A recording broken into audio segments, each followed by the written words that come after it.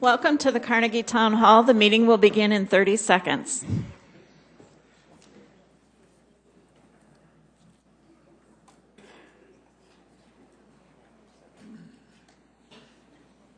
What's this? Who'd they send it to? They just give it to me.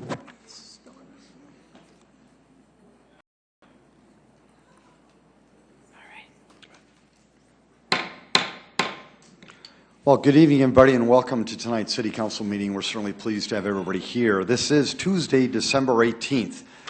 We'll start our meeting by introducing you to your City Council. Okay, Council members Erpenbach. Here. Jamison. Here. Karski. Here. Rolfing. Here. Staggers. Present.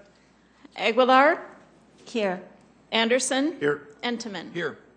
Very good. Thanks for being here tonight, Council. The City of Sioux Falls certainly appreciates it. We start every meeting with an invocation. Tonight, we're very, very pleased to have Dr. Ron Tottingham with the Empire Baptist Temple. And Dr. Ron is here quite frequently, and we're blessed to have him. So, Dr. Ron, if you would lead us in prayer, we would certainly appreciate it. We'd ask you to remain standing after Dr. Ron is done for our Pledge of Allegiance. Welcome. Just before I pray tonight, I'd like to thank the City Commission again. I gave you all a Christmas card. I hope that's acceptable to you. And in there, I just thank you for your service for our town. You live in the best city there is as far as I'm concerned. I've been in a lot of them. So I want to thank all of you. And I'm glad to see you back. Our Heavenly Father, tonight, thank you for your blessings to us. You've blessed us more probably than we give you credit for. We ask tonight that you'd guide the council members willing to take their time. We also thank you for the folks that come to these meetings and also take the time that they have to give input to help this city be the best city in the world. We pray for your special blessings and unction. Bless us all for the Christmas season, that our Savior Jesus Christ may be uplifted in it. In Jesus' name I pray. Amen. I pledge allegiance to the flag of the United States of America and to the republic for which it stands, one nation, under God, indivisible, with liberty and justice for all.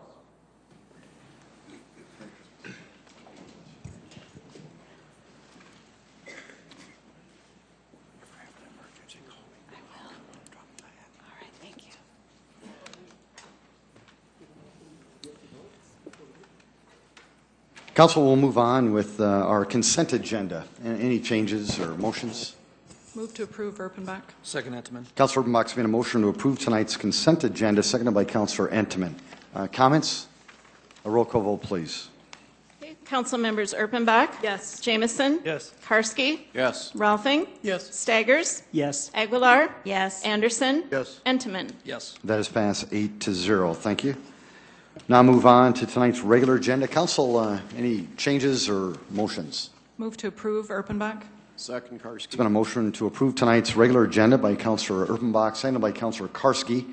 Any comments? Councilor Staggers. Yes, Mr. Mayor, I'd like to move item 31, resolution of the City of Sioux Falls, South Dakota, calling for a special election that deals with the snow gates. We have a lot of people here tonight, and I had a hard time finding a place parking outside, because this is really the number one issue tonight. And since it's so late in the calendar, the agenda, I think it'd be appropriate to do this. Councilor Staggers, your motion is to take item number 31 and moving it just in front of item 22? Yes, that's right. Very good. Is there a second? Second, Karski. Councilor Staggers made a motion to amend tonight's regular agenda by moving item 31 to in front of item 22. It was seconded by Councilor Karski. Discussion. A roll call vote, please. Council members Erpenbach. No. Jamison. Yes. Karski. Yes. Rolfing. Yes. Staggers. Yes. Aguilar. Yes. Anderson. Yes. Entenmann. Yes. That has passed 7-1. We now have an amended agenda. Any other discussion? A roll call vote, please.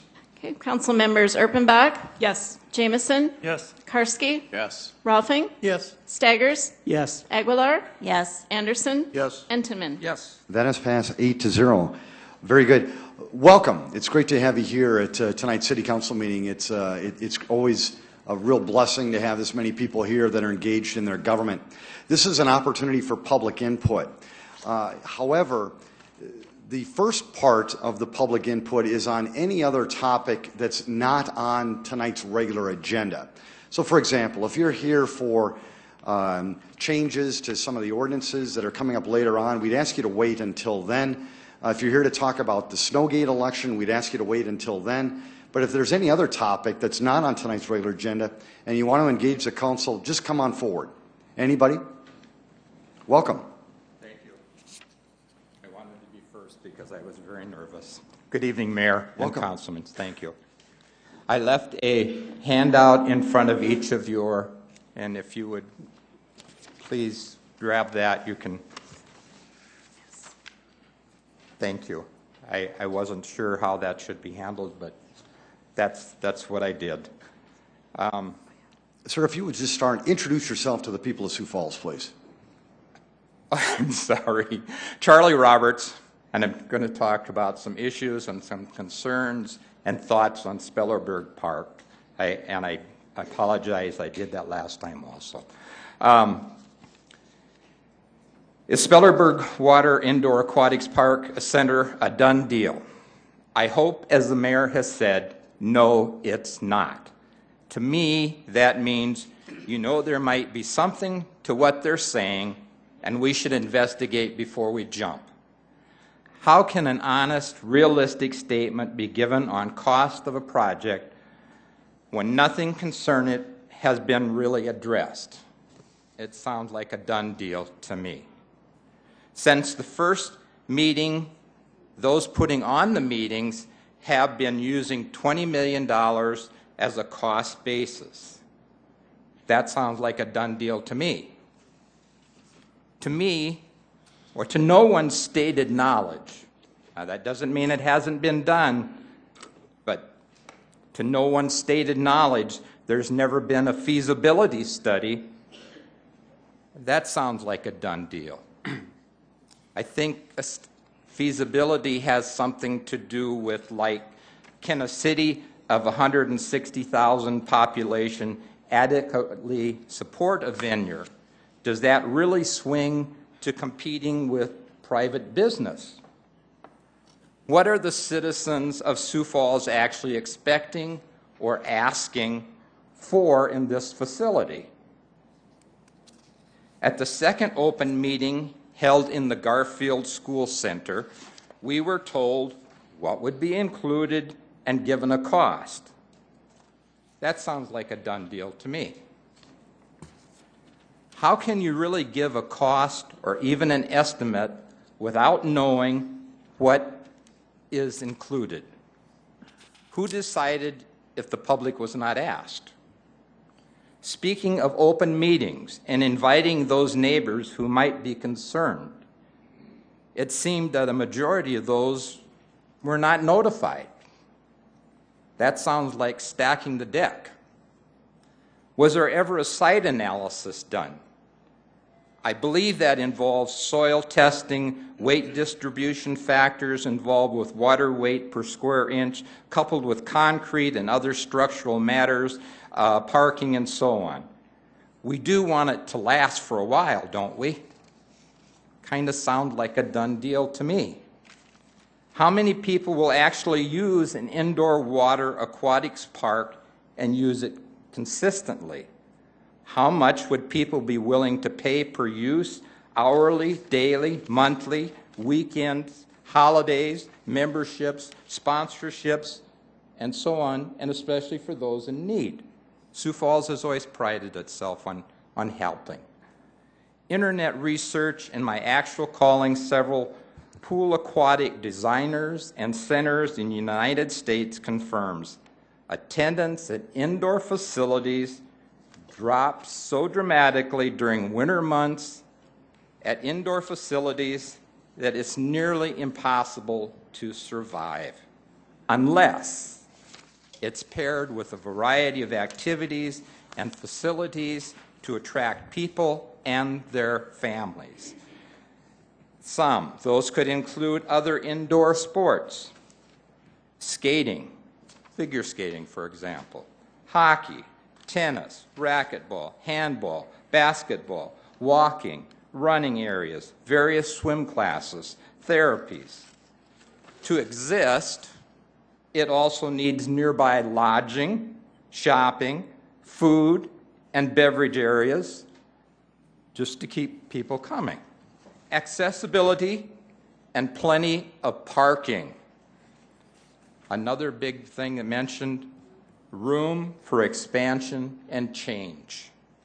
The corner of 24th and Western Avenue is not that site. Spellerberg is a wonderful pool. Yes, the pool needs to be updated, brought into compliance, and there never has been an issue about an indoor pool for the city of Sioux Falls. The park is our issue.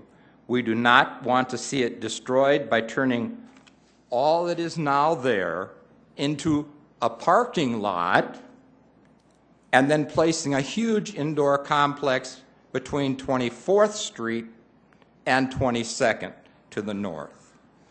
Mayor, council members, thank you. I realize you've been a captive audience, but please do consider these few things, and let's work together to preserve Spellerberg as an outdoor pool and strive to meet not just the needs of Sioux Falls, but some of its wants. Thank you, and Merry Christmas. Mr. Roberts, thank you very much. Thank you. Anybody else want to speak to the council? Very good.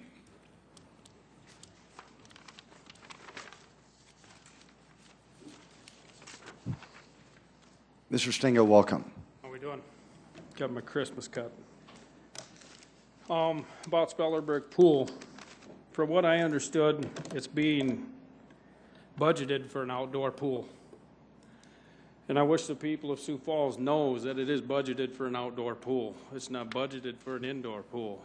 What we're doing is we're going to bring up the schematics and the pictures on what it can look like and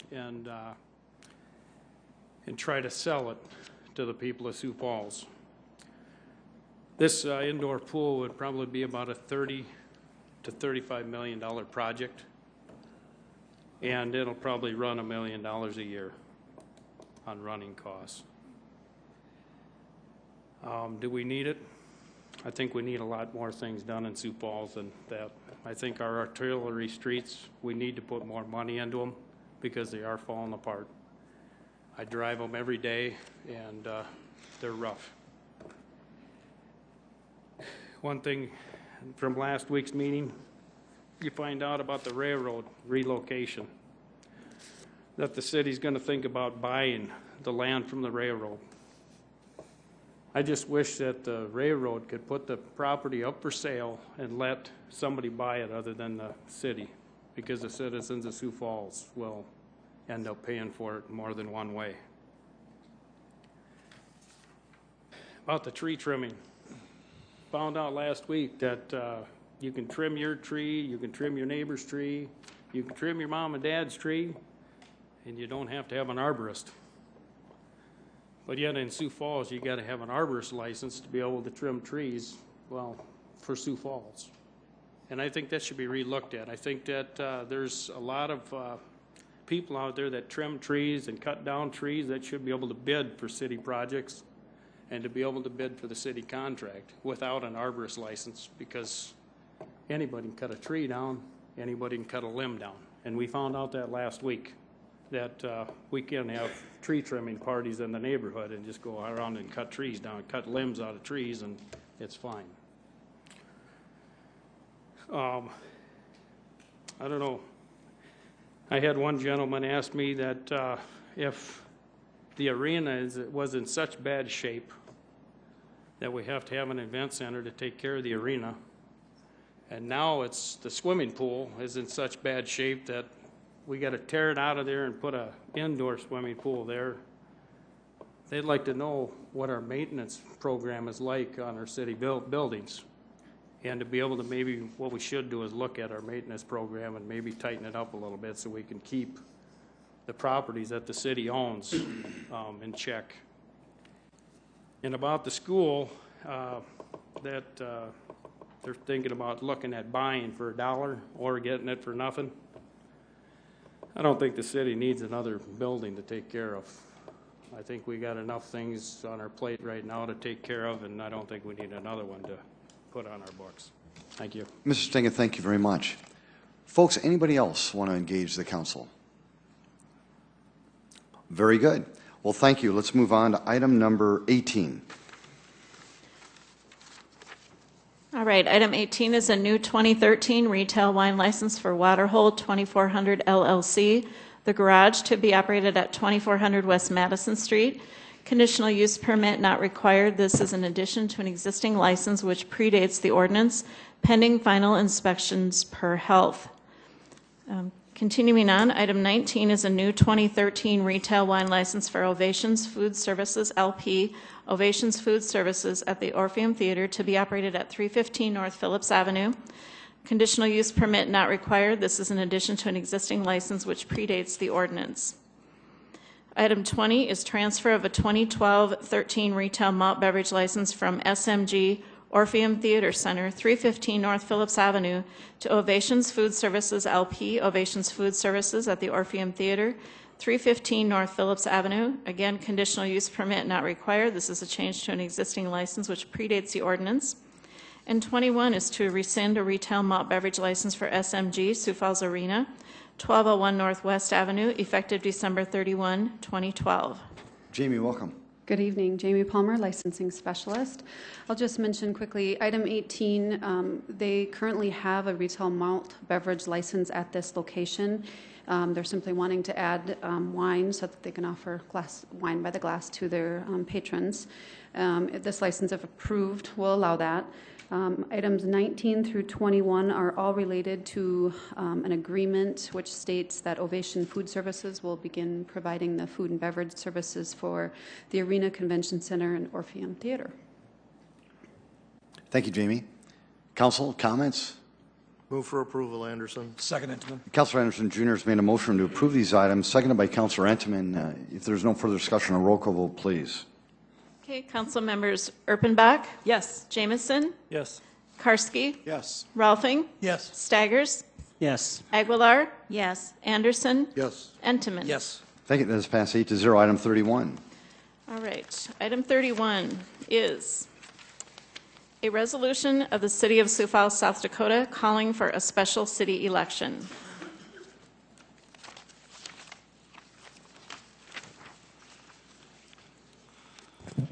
Councilor Erpenbach, would you like to lead this discussion? Or? I can certainly just make a statement about it. It basically is the resolution that would set the election for the Snowgates petition. It would set it for a date in May of 2013. Very good. Those are your comments? That's my comment. Very good. Folks, this is an opportunity for you to engage the council before the council begins their work on this topic. I've been asked by the City Council just to relay a couple of thoughts before you come forward. First of all, City Council would like to manage the length of the public input to 20 minutes per viewpoint. Secondly, as we always do, we limit the commentary per individual to 5 minutes or less. We'd like you to coordinate your remarks so that you avoid duplication. And what that means is that rather than just relaying the same comment time after time after time, I think you'll find it more productive if you can coordinate your efforts to talk about the various topics involving this tonight. Also, stay on topic as best you can. Example, tonight's the topic that Councilor Erpenbach just touched on, it is about an election date. It's not on the pros and cons of Snowgates, it's on the election date. So been asked to remind you about that. And then lastly, but probably most importantly, we just ask you to stay cordial, stay respectful, stay professional. That's probably the thing that we would ask the most. We've tackled a lot tougher issues than this one in this hall, and we've never had an issue with that. For example, clapping, jeering, booing, outbursts. They just do nothing to support what's going to happen here tonight. So again, welcome. We're certainly pleased to have you here.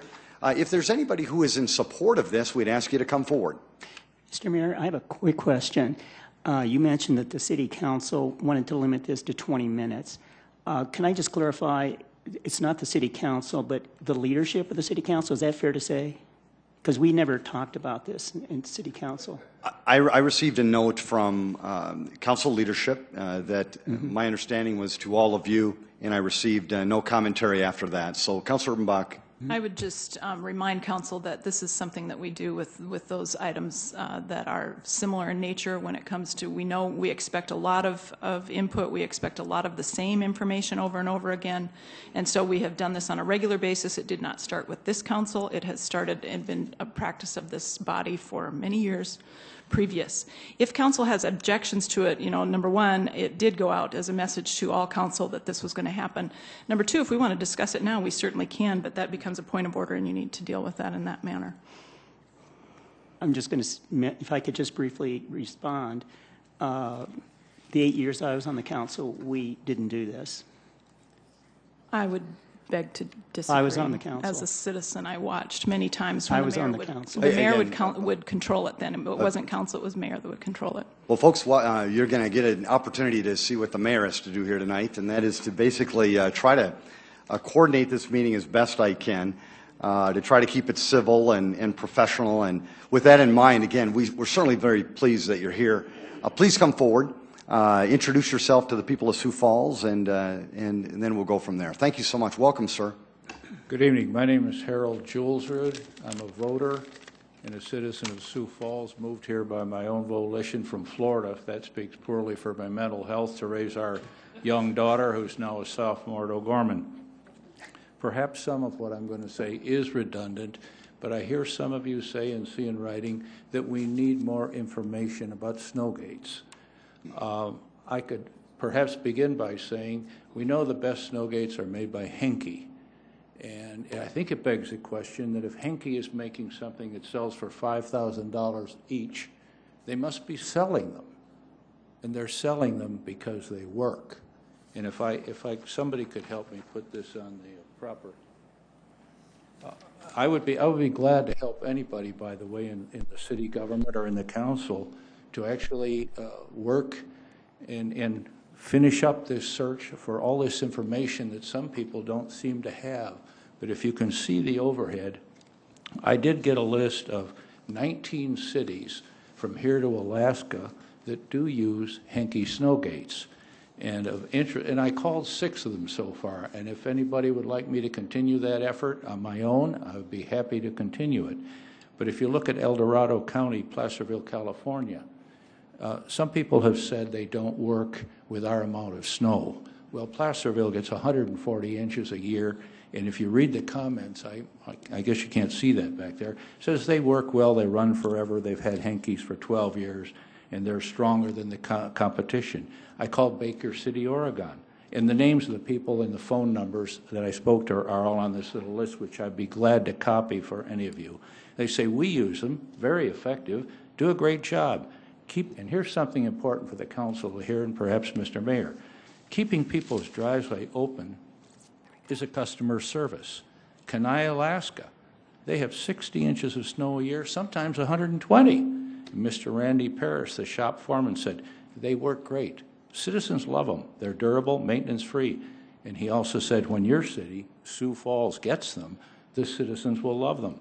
La Grande, Oregon, 37 inches of snow a year, average. People's driveway, keeping them open, is a safety issue. Citizens need to get in and out of their driveway, to get to the doctor, to get to the hospital, and to allow EMS to get in their driveway.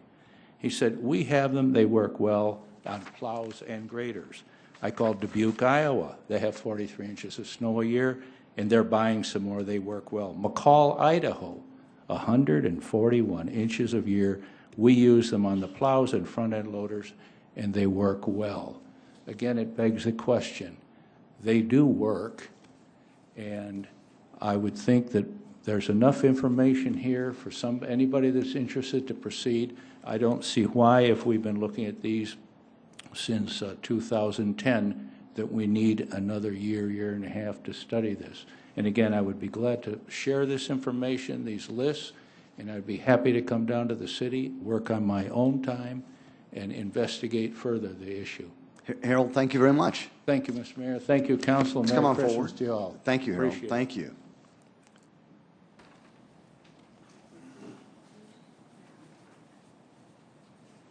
Welcome.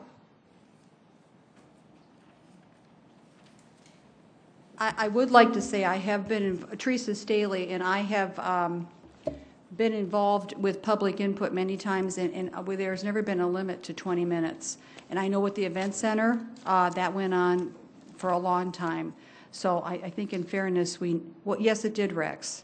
It went on for a long time.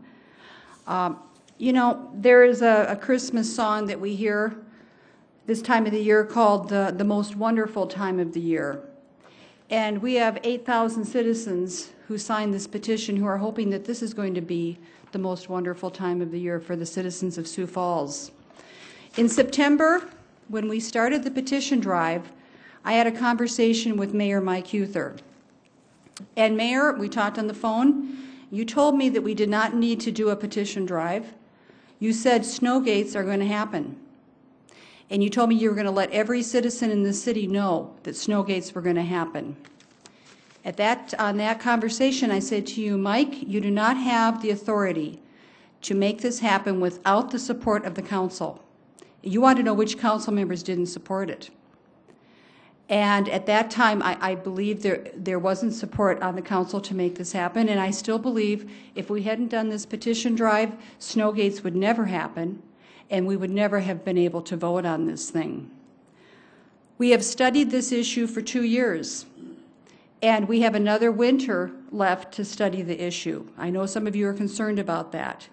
We believe the timing is beautiful to have 3 winters of study and then to vote the spring of 2013.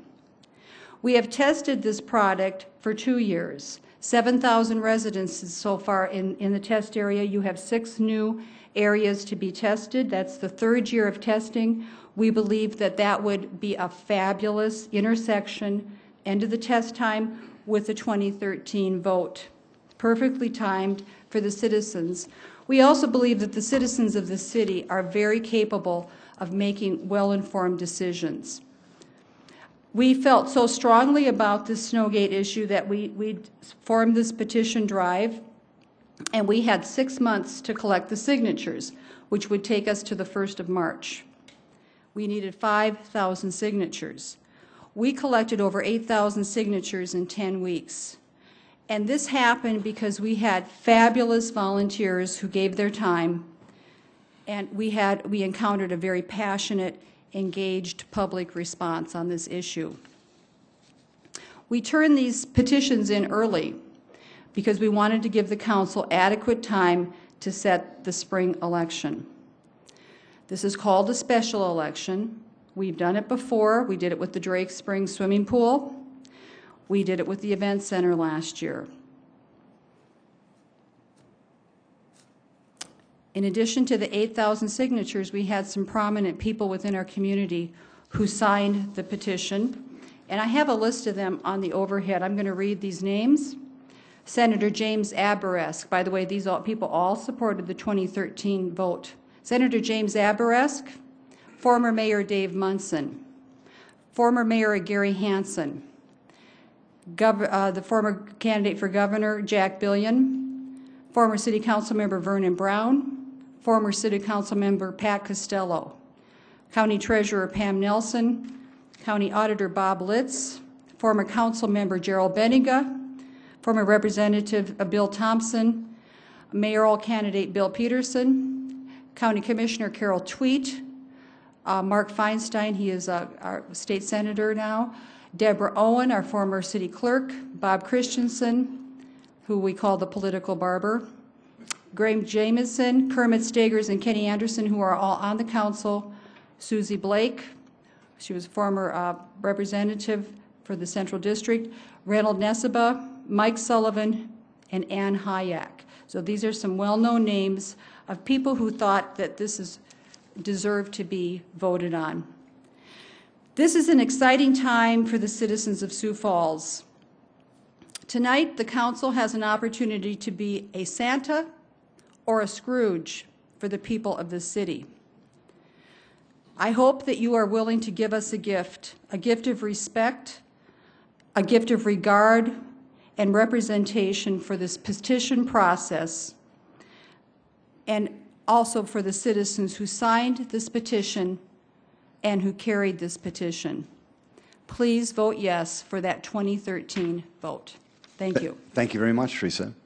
Anybody else want to engage the council? Welcome, ma'am.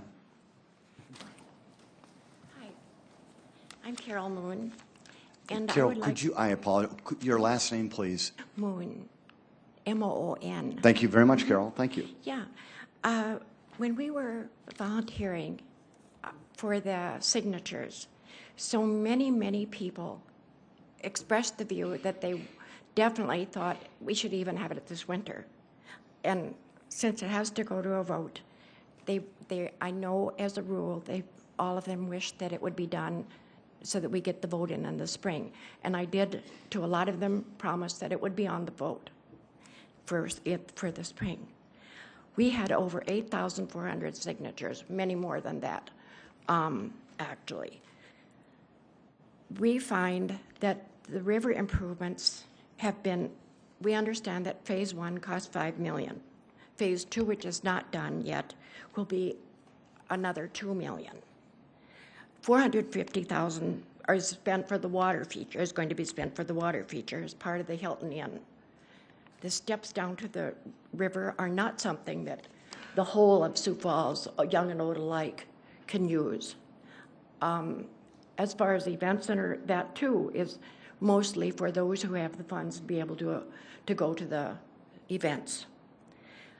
I find that so many of the people, both young and old alike, we found many people in their 20s as well as people in their 80s who are really looking forward to having the snow gates.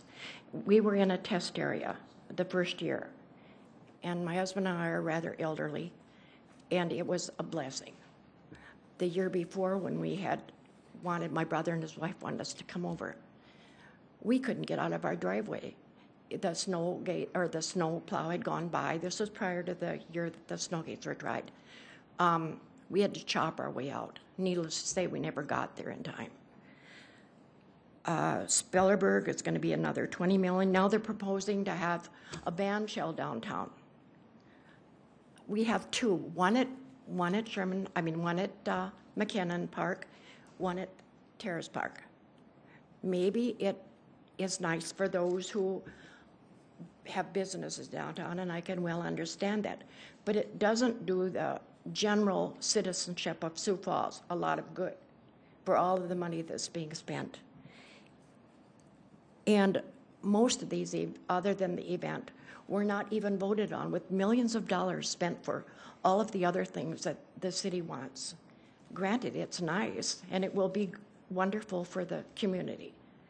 But snow gates are really something that is needed. It's not an extra. It's something that is very well needed. And I thank you, and I hope that you do consent to putting it on the ballot for all of us to determine for the spring of 2013. Thank you. Carol, thank you very much.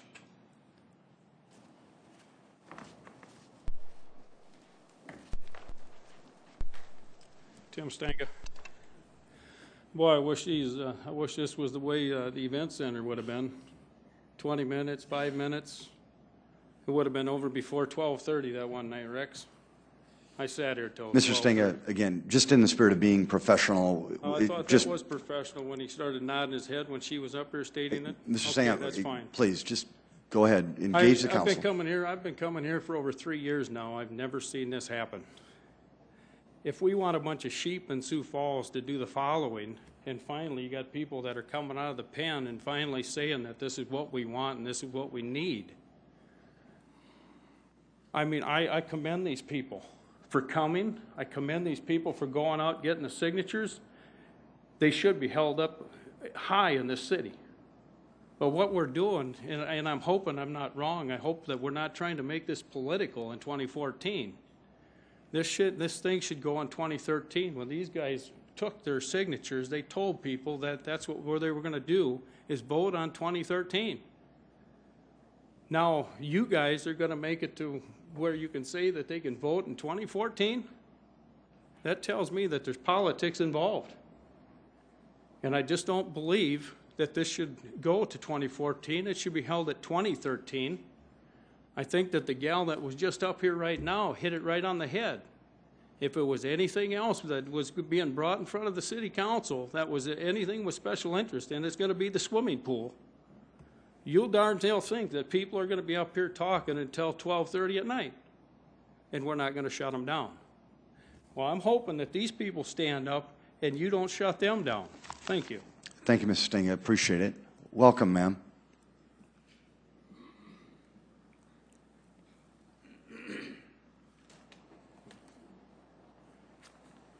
I'm Valerie Ray. I've lived in Mrs. Sioux Ray, Falls. I apologize. Could you just Hold state your on, name my again? Valerie Ray. Thank you, Valerie. Thank you. Merry Christmas. As well. Merry Christmas, Valerie.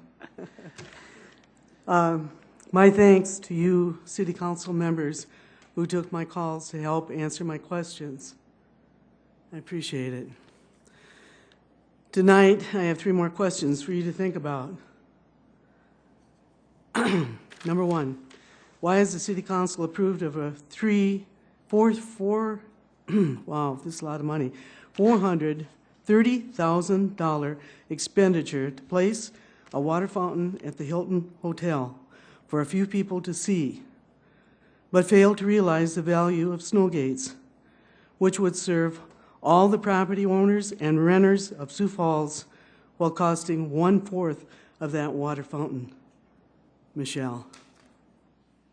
Number 2, are you council members aware that the vast majority of Sioux Falls citizens want snow gates now? Huh, Rex? I was pleased to see the positive response for snow gates as I was collecting petition signatures. Most people already knew about them and were grateful to sign. Others were so excited about snow gates that they wanted to carry the petitions themselves. In a little more than 10 weeks, 60 volunteers gathered over 8,000 signatures. After Judge Pearsall signed the petition, he commented, "I'm getting too old to shovel out my ice-packed driveway after the snowplows has filled it in." And Senator Jim Abrask said, "Snow gates should already be a done deal." Number 3, my question. Are you council members going to allow the vote for the snow gates to occur with the school board election in spring 2013? I was told that snow gates adds 20% more time, therefore more cost to snow removal. That certainly will decrease as drivers get used to the lever up, lever down procedure. Your $35 million budget surplus will allow you to cover the cost of snow gates until you can include them in the budget of 2014. You allowed the $430,000 gift fountain for a few select people, but now here is your choice to give a gift that keeps on giving to the majority of people of Sioux Falls, a gift that will go on giving. Let us vote in the spring of 2013 so snow gates can be a done deal. Thank you for your time and attention. Valerie, thank you as well. Thank you. Anybody else? Please come forward. Welcome, sir.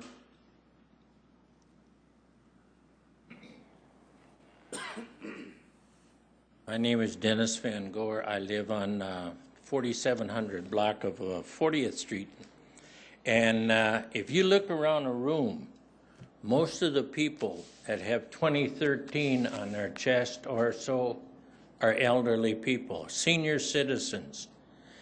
I don't know how many shear pins I have broken on my snowblower because the snowplow has come and covered. Now I'm 75 years old. I can't do that a whole lot anymore. We, as citizens of Sioux Falls, have voted you people in to do our bidding. I think we have told you what we need and what we want, and we ask you to help us out. Thank you. Dennis, thank you. Welcome, sir.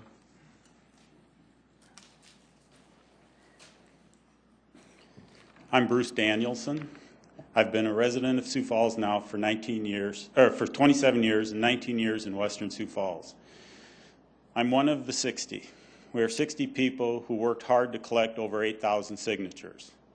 We listened to our fellow citizens as they eagerly sought us out to sign the petitions Teresa recently turned in. These signers asked for a spring 2013 election to assist you councilors in getting snowgates off your agenda. This meeting's vote and last week's discussion are not about the value of snowgates. These 8,000 signers are addressing their elected officials to schedule a timely vote. We have a school board election in May 2013, and this will be our next city election. During our petition drive, we heard many negative comments expressed by signers telling us to expect games to be played. These signers also told us of disinformation meetings being held. I let many of these comments fall by the wayside until last week when I placed a call to Councilor Karski. Prior to the call, I had never had the desire to speak in front of this body. This changed. Tonight, many things have and will be said about snowgates. I really don't care about snowgates in this meeting, except for this: the centrally controlled disinformation campaign against snowgates. Each of us who has visited with the different members of this body have compared our call notes. One piece of disinformation being circulated concerns Edina, Minnesota, and their use of snowgates. After my visit with Mr. Karski, I called the Edina, Minnesota Street Department and was connected with a 28-year street department veteran who is the current co-director of snow removal, John Shear. Edina did have 2 snowgates attached to motor graders. These snowgates were used from the early 1970s until at least the late 1990s. He proudly boasted to me that the Edina Street Department employees built the snowgates themselves. This was to do a better job of cleaning intersections and driveways in the limited areas of town with higher density. They used these homemade snowgates for almost 25 years. Due to the changes in their processes, the last 2 motor graders owned by Edina were sold 5 years ago at auction. Edina is a residential town of large housing lots and no central business district. Because of this, Edina has only 70% curb and gutter, with primary snow removal done by truck-mounted snowplows.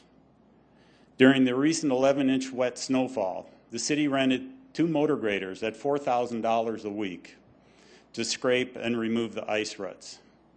He said the snowgates would have been nice to have because the city sent out 4x4 snowplows to follow the graders to assist in clearing the driveways of ice. To set the record straight, we are not Edina. The Edina Street Department wished they still had their homemade snowgates last week, and this evening's council vote has nothing to do with the virtues of snowgates.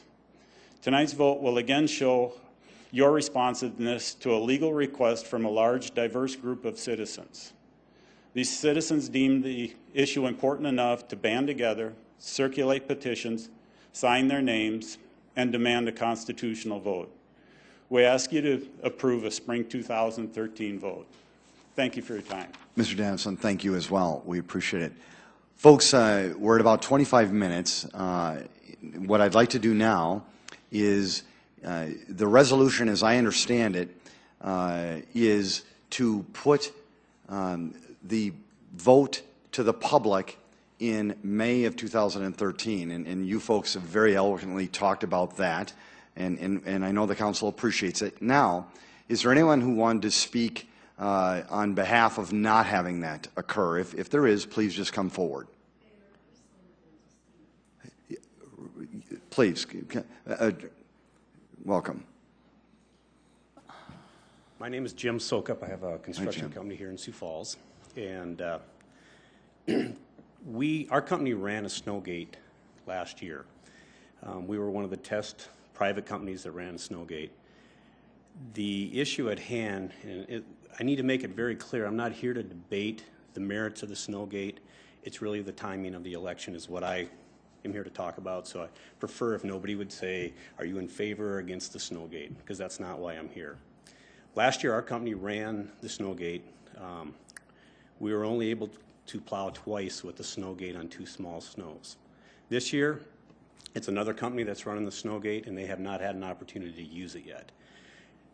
The issue is that the city relies on private contractors fairly significantly to help plow the city streets. The contractors have a unique set of challenges when it comes to using the snow gates. Taking them on and off our equipment. For instance, I actually right now, as we speak, I have crews out doing dirt work trying to beat the weather per se when it gets cold this weekend. If I had the snow gate on my blade at this point, I would not be able to use the blade for dirt work because it would have the snow gate, and it's a time-consuming task to take it on and off. Not unreasonable, but it takes a significant amount of time. A good example would be today if I had the snow gate on. The city did not call the private contractors to plow snow to date. I understand they were able to do it themselves. If I had the snow gate on my motor grader, I would not be able to use it for my private accounts because it really only works for the most part on streets because of the different angles we have to plow snow when we're in a parking lot versus we always plow the same way when we're on city streets. So the issue for us is that we have not had a good opportunity to determine what the snow gates, how they impact our business and our ability to plow for the city. So that's where our concern is. And when I say our concern, I've talked to a number of contractors about snow gates. They'll work on some motor graders versus others. Basically, the size of the motor grader can be an issue on putting a big, heavy snow gate on the side of it. Now, I'm not against snow gates here. That's not the reason I'm bringing it up. The issue I have is that we have not had an ample opportunity to investigate to say, hey, this will work for us, and how much ability we'll have to help the city if snow gates are mandated. Once again, I'm not saying I'm against snow gates. I'm just saying the timing of the election, it would definitely help us if we could push it off so that we could determine how it's going to impact our business. Mr. Sukup, thank you very much. Appreciate it. Folks, anybody else who would like to speak against either holding the election or having the election at a different time? Is he ignoring her? No. Mayor, I signed in to speak. Yep, I understand. Again, I'm just my job is to moderate this, and I'm just trying to follow the rules of have. But Councilor Steggers, I don't need your help right now. Thank you. Councilor Urbanbach has requested that you speak, so please welcome. Thank you. Good evening. My name is Cheryl Rath. Thank you, Cheryl. I am here this evening to make a request. Snow gates are currently being tested for the 3rd year. The results of year 1 and year 2 are available on the city's website. Last year, year 2, is readily accessible on the website under Public Works. And as we know, those results were inconclusive because of the lack of snow. The report on the first year of the testing is 18 pages long, and I have it here. It is very comprehensive. It was done by Galen Huber. Many on the council have talked about the need for information. I challenge you to go into the city's website and find this 18-page report. It is not on the Public Works site. The only place that you will find this report, which is very thorough, has all of the information that the voters need and that the council needs for year 1, is buried in an informational meeting from 1.5 years ago when Galen presented it to the council. And that date is June 27th, 2011. So the request I'm making is, please get this moved to the Public Works website or site so that it is readily accessible to the public. Once you do your report in March of next year, along with the first year's testing, there should be ample time for both the public and the council to study the results in order to hold an election in May of 2013. Thank you. You're welcome, Cheryl. Thank you very much. Folks, well, thank you. Very good. Thanks for staying professional and cordial and respectful. We appreciate that. I'm now going to move on to the council. Council, I'll leave it in your hands. Any comments? Councilor Staggers. Yes. Well, to me, this is a no-brainer issue. Tonight, the Sioux Falls City Council has a fantastic opportunity to vote the wishes of the people of Sioux Falls.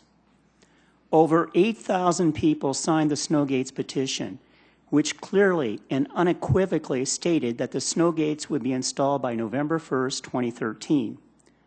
Obviously, this means there has to be an election before November 13th.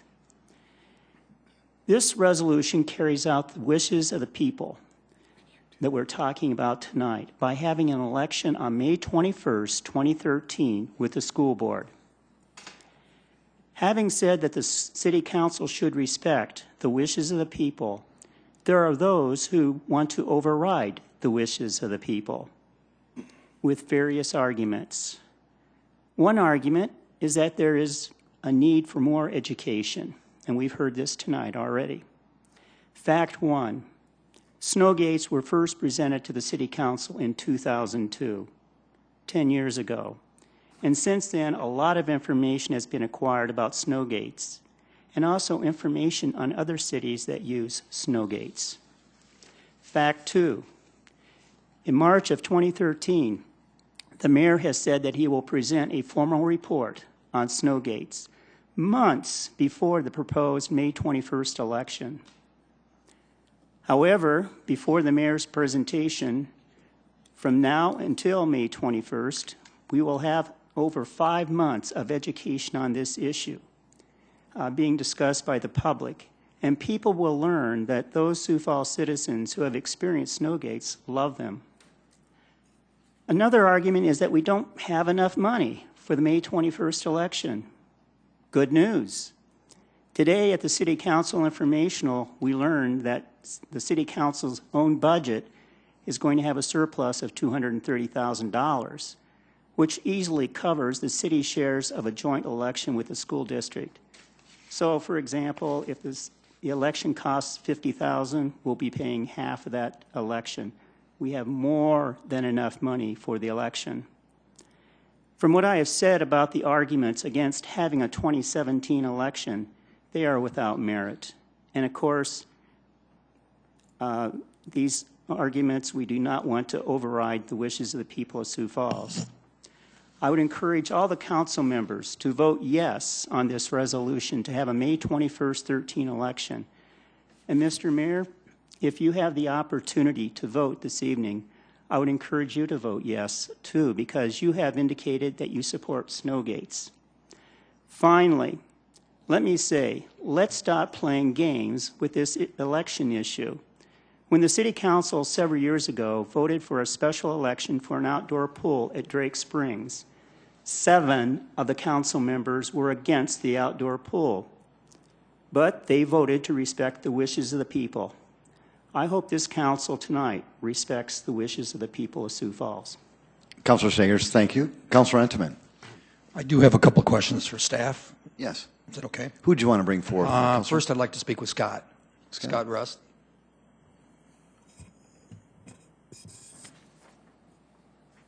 I do have a couple of questions, Scott, concerning the process. It's my understanding that as we go forward and we look at the need for the Snowgates, purchasing the Snowgates, or we look at the need for doing bids to get to see about the contractors who are going to be accepting this. Can you give me some ideas as far as when do you go out for bids for snow removal? and how much time is needed to prepare that bid? And if you could just enlighten us a little bit as to that, as to those timelines, please. Sure. To fill you in, there's multiple bids that go out for snow removal. Typically, in a given year, I start contacting the contractors in September for the city snow removal process. As far as getting equipment lined up, motor graders, we're going to go out. The lease contract for motor graders ends this year. We will be going out for bid this year, going forward for motor graders. So that'll happen actually in probably January, February. Reason being it goes out so early is that these dealerships need to get their allocations in with the factory to make sure that we can have the equipment by October 15th. The longer you wait, the chances dwindle as far as trying to get equipment. So, as far as snow gates go, if we were to bid snow gates, for example, this spring, if there was an election after the election, we shouldn't have any problem. You're looking at probably 60 to 90 days just to get snow gates. Okay, good. I do have a question for Mark Cotter, if possible. Thank you very much. Ms. Cotter?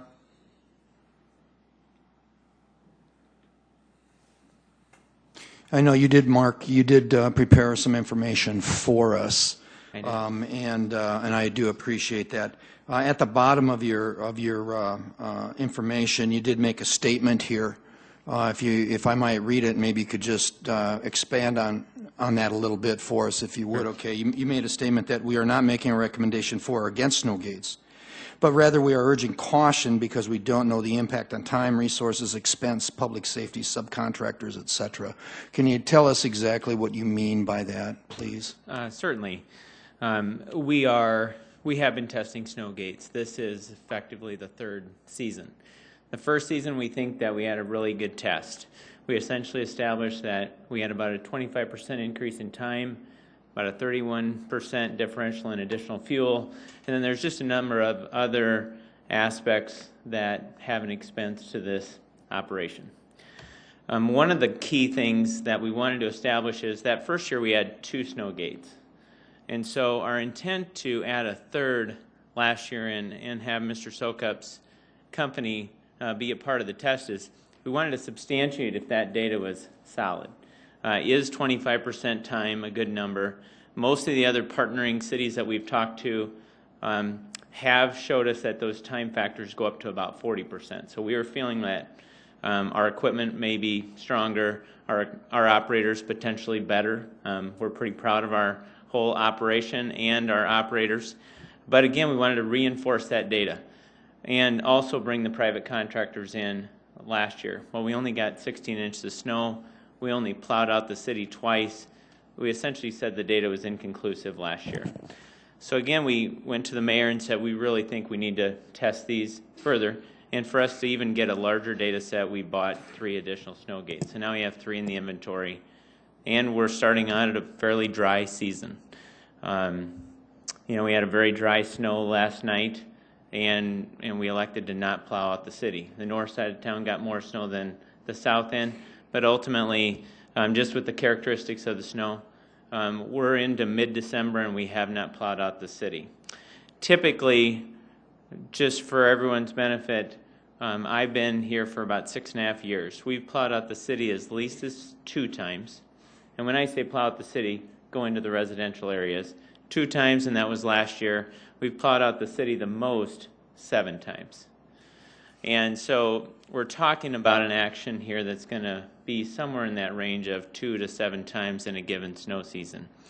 I think what our concern has been is just that we feel like the first year's data was good data because we had an average snow season. We had 2 gates to test it on, but we want to substantiate if that data is sound because we have to then extrapolate that over about 73 to 75 square miles of roads. Most of these other areas and cities that have been referenced are much smaller than Sioux Falls. And so as we extrapolate those numbers, we want to make sure that we can bring you a plan and ultimately good budget numbers of what that impact might be. So, and effectively that is what those key points are, is what is the impact on time, what's the impact on resources, expense, public safety. We have demonstrated that once we hit a certain level of snow, the roads begin to narrow, and then ultimately in some of the core areas where parking exists on both sides of the street, gets to be a challenge to even get our own machines through, let alone public safety. So we want to make sure we demonstrate those aspects. And then last, the subcontractors. They plow out nearly 50% of the city, and they're a key aspect in this removal program. So the bottom line is, with the data that you hope to obtain, you should be able to come up with some good budget amounts. That's exactly right. That's right. Thank you. Councilor Karski. I have 3 questions, if I could be so indulged. And I think Galen Huber would probably be the appropriate one to ask these of. Mr. Huber. Galen, you've been involved in putting the study together and compiling most of the data. So just questions regarding the March timeframe. Will your study tell us which contractors can effectively use the snow gates based on the capacity of their equipment? And by March, will we know how many of them can use snow gates? Galen Huber, Street Fleet Manager. This is the second year that we've used contractors to test those. Scott has made calls to contractors asking if they're interested in it, and they are getting back to him on the third valve, which is used to allow the snow gate to be attached to motor graders, which runs the gate up and down. And I don't know if Scott has all that data yet. One of the things that we have the advantage of is our equipment is 6-wheel drive motor graders, which means that not only the 4 back wheels drive, but the 2 front wheels drive. And so they can keep us going down the street in a straight direction when we throw that gate down. When you throw the gate down, you're putting a lot of pressure on that mow board. And when you open that gate up, you're hoping for all that stuff to slide, all the snow to slide out of there. There's a potential, if you just have rear-wheel drive motor graders and the front wheels, even with them cantered, when you throw the gate down, you're going to put so much weight against it, you're going to throw the front wheels up against the curb, they'll have to stop back up. Like I say, this is only the second year we're using contractors to see if they work. And so, again, I don't have any good data for you to say whether or not it's going to work with all the contractors that we have out there. We have 26 motor graders out there that we contract with. By March, would you have that information? We would have information from the contractor that we have currently that's going to be running those, as long as we get snow.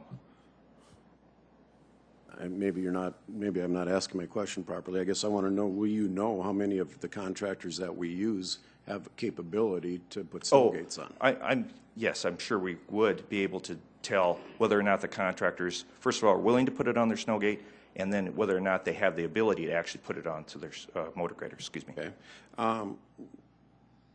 Next question, basically, if we wouldn't have enough contractors that would have the ability to put snow gates on, by March, would we know what it would take to coordinate having contract snowplows and city snowplows running together down the streets? Because my understanding is that we could put snowplows on the snow gates on the city ones and run them with the contractors. Would we know who would coordinate that, what the additional cost would be, and is it even feasible? Is that a reasonable thing to have to us by March? You know, certainly an option that we run together with contractors. What we do right now is the pair that pair up are either city pairs or contract pairs.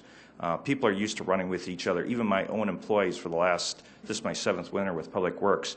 We keep the same 2 city employees, even if it's a street employee and a park employee, we keep them 2 together. They just know how to run better. And I believe Mr. Sukup would say that his 2 operators that run their 2 motor graders probably operate better together than they do with working with another person. That's not saying that we can't do that we can't work with those contractors and have the contractor pull the center lane, which would be what they'd have to do, and then a city plow would have to run the curb where the snow gate is on. We certainly could try that and see. I'm guessing that it might slow things down at first until get the rhythm going and also the plow patterns going. Okay. And the last question, if I may. Currently, snow gates aren't effective, my understanding, once we get 6 or 7 inches of snow. That's what we were told from the people that I've contacted that have them, and that's basically the North Dakota people. They've had them the longest that they've been testing them, and when they get a certain amount of snow, their break-even point is between 6 and 7 inches, Okay. and then they don't utilize snow gates for that particular snow event. Now, I have in my hand a copy of the petition that the people signed, and I talked to the city attorney about this just to confirm it. And if you read it in its entirety and take it as its whole, it says that the city of Sioux Falls shall use snow gates or other devices to prevent snow in an amount that prevents usual access from being plowed or placed into driveways or their openings to public streets from and after November 1st of 2013. And the only exception is on snow emergency routes according to the way this is written. So if we had 2 years ago at Christmas, we had a very heavy snow. And I don't think we used snow gates at that time. Is that correct? We had that 19-inch snowstorm was 3 years ago. That was before Okay. we had the snow gates. Okay. Yeah. Would have you been able to use snow gates then? No. Okay, so if you had to follow up the snow gates with front-end loaders, bobcats, whatever, would you be able to include this in your estimate for that type of a snowfall for the March study? It would take some calculations because you'd have to figure out, first of all, how much equipment you would need, and we'd have to be able to go out and actually attain that amount of equipment to go out there to try to alleviate pushing snow into the driveway. I'm not sure what that would be other than just going out there with loaders and just basically push it in the driveway and then clear it out afterwards. What that cost would be to do that. To do it in a timely fashion, you would have to have lots of resources to do that. I can't imagine trying to get that done in any short order. Right now, I can't even fathom what that amount would be. Certainly, was something we could take a look at and see what if we had say a 10-inch snowstorm and we couldn't use snow gates, what it would take for us to go in and clear out all those driveways. Okay. Good. Councilor Aguilar. Yes, Galen, Scott Russ had said that if we're going to get additional motor graders, that we need to put the order in January or February. Do we have enough plows to run, to start the project, say this next winter or next fall, with the equipment we have now? We, the city, own 5 motor graders, and we lease 32. So we have 37 motor graders. And if we put all of the snow gates on those motor graders, and we get 32 again for the next bid, we could accommodate what it is that we need. We'd have to run contractors with us, though. Contractors have to be run the center. We'd have to run the curb in order to do that. But we could put them all on city motor graders. On the city motor graders, the ones Or the also that we ones. lease then Yeah, also. yeah. But have we contacted those that we lease from to see if they would all be ready to allow us to do that? Both Caterpillar, Butler, and RDO John Deere in town, the factory has said, manufacturers have said they're willing to allow us to put them onto their motor graders. We just have to be able to take them off at the end of the season when we take them back and be able to make them look like they weren't on there. We'd have to take them, weld them back off again, probably go in and take all the welding off and repaint it, do anything that we needed to do to bring the moldboard back again. There's a little bit of a complication is that snow gates are made for particular brands of motor graders.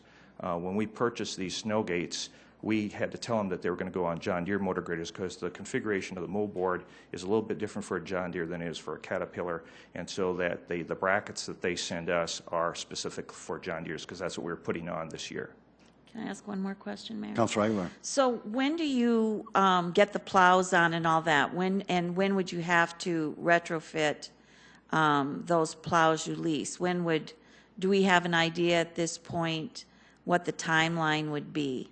Well, when we start as early as July, getting ready for the winter season, the fleet division portion of Street and Fleet starts putting together our sanders and making sure that all of that equipment is ready to go. They start, as soon as the snow gates come in, they start welding the brackets on in September and October. We take delivery of all of the leased motor graders October 15th. We lease them from October 15th until April 15th. So the new motor graders that would come in that would have these snow gates put on, we wouldn't receive until October 15th unless we change the contract. Okay, thank you.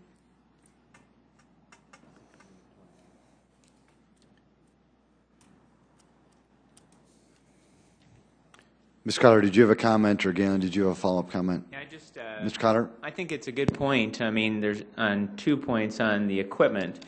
One of the parts of the analysis was, are we going to stay with the same, let's assume Snowgates goes forward, and then do we assume that we're going to run at the increased time?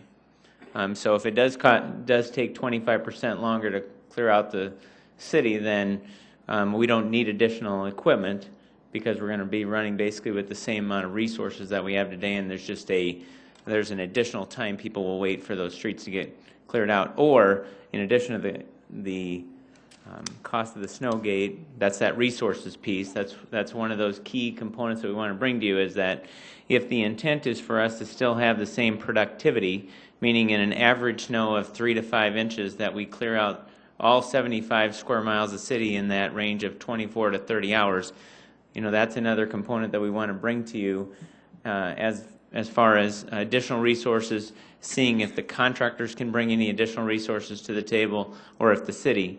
And so it just becomes a series of decisions beyond just whether or not to have snow gates.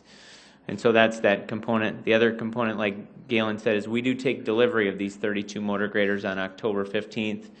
If we were to get, say, a Halloween snow, that's a pretty intense 15 days to get all the snow gates welded on, operational, hydraulically ready for that to occur. So just those are the things that we think about on a daily basis, but that kind of takes us off the point tonight.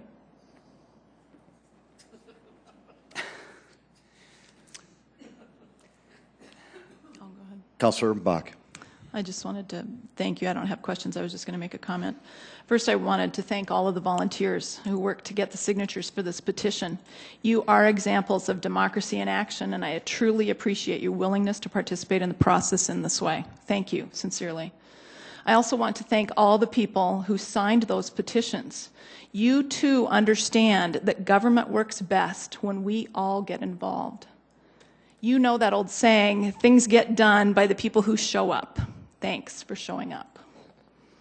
I fully understand that what you folks really want is to have snow gates working in Sioux Falls.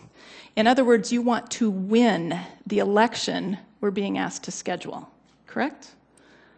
My friends, your campaign is an uphill battle if you can't answer the questions that voters will have for you. Among those questions will be these questions from this voter. First and foremost, there is no money for snow gates or the operation of snow gates in the 2013 city budget adopted last fall. So my questions are, how will the city pay for the operation of snow gates? And frankly, how much money are we talking about? These guys can't tell us at this point. Voters are smart people, and they will want you to answer specific questions about new fees to cover this massive new service. Second, who will actually own the snow gates? Galen has kind of talked about maybe we would own them all, and maybe we'd lease them out to contractors. There's different ideas for how that would work. If we hire so much private equipment to do our snow plowing, does the city have to then instead buy new graders to replace those that are privately owned? And voters are going to want to understand the full impact of the cost beyond that $5,000 or $6,000 per snow gate purchase price. There are far more costs than just buying the actual equipment. And then this one's my personal question. What will my street look like after a couple of real Sioux Falls snows, when snow gates are used every time the city plows? This voter, and many people like me, appreciate curb-to-curb plowing and the safety of wider, cleaner streets year-round. These are just the questions off the top of my head tonight. you can't answer them and your campaign can't answer them because we don't have the answers for them yet. I know you don't just want an election for the sake of having an election as fast as you possibly can. I know you want to win that election. It is extremely difficult to win an election when you can't adequately answer the questions of voters. For this reason, I am going to vote to help you get those answers before we have an election in April of 2014. Thank you. Councilor Jamieson, and what I'm going to do is I'm going to try to get to the councilors who haven't spoken yet or had the opportunity to engage the public, and then I'll come back. Councilor Jamieson? Just move to approve. Councilor Jamieson's made a motion to approve. Second, Anderson. Has been seconded by Councilor Anderson Jr. Is there any further discussion? Councilor Entman. You know, it was interesting that some of the things that Michelle brought up are some of the same things that I've been thinking of and some of the same things that I've been expressing to people out there when they've made the phone call. Contrary to what a lot of people believe, first of all, let me state that I am in favor of allowing people to vote on whether or not the city should use snow gates. The question before us is when should the vote be held, and we need to make that decision tonight. That's the bottom line. As I've always said, like it or not, I was elected by the people to make the best decision I can make with the information I have been able to gather. Well, it would be easy just to set a May 2013 date and worry about the information and facts at a later date. It is not the prudent thing to do.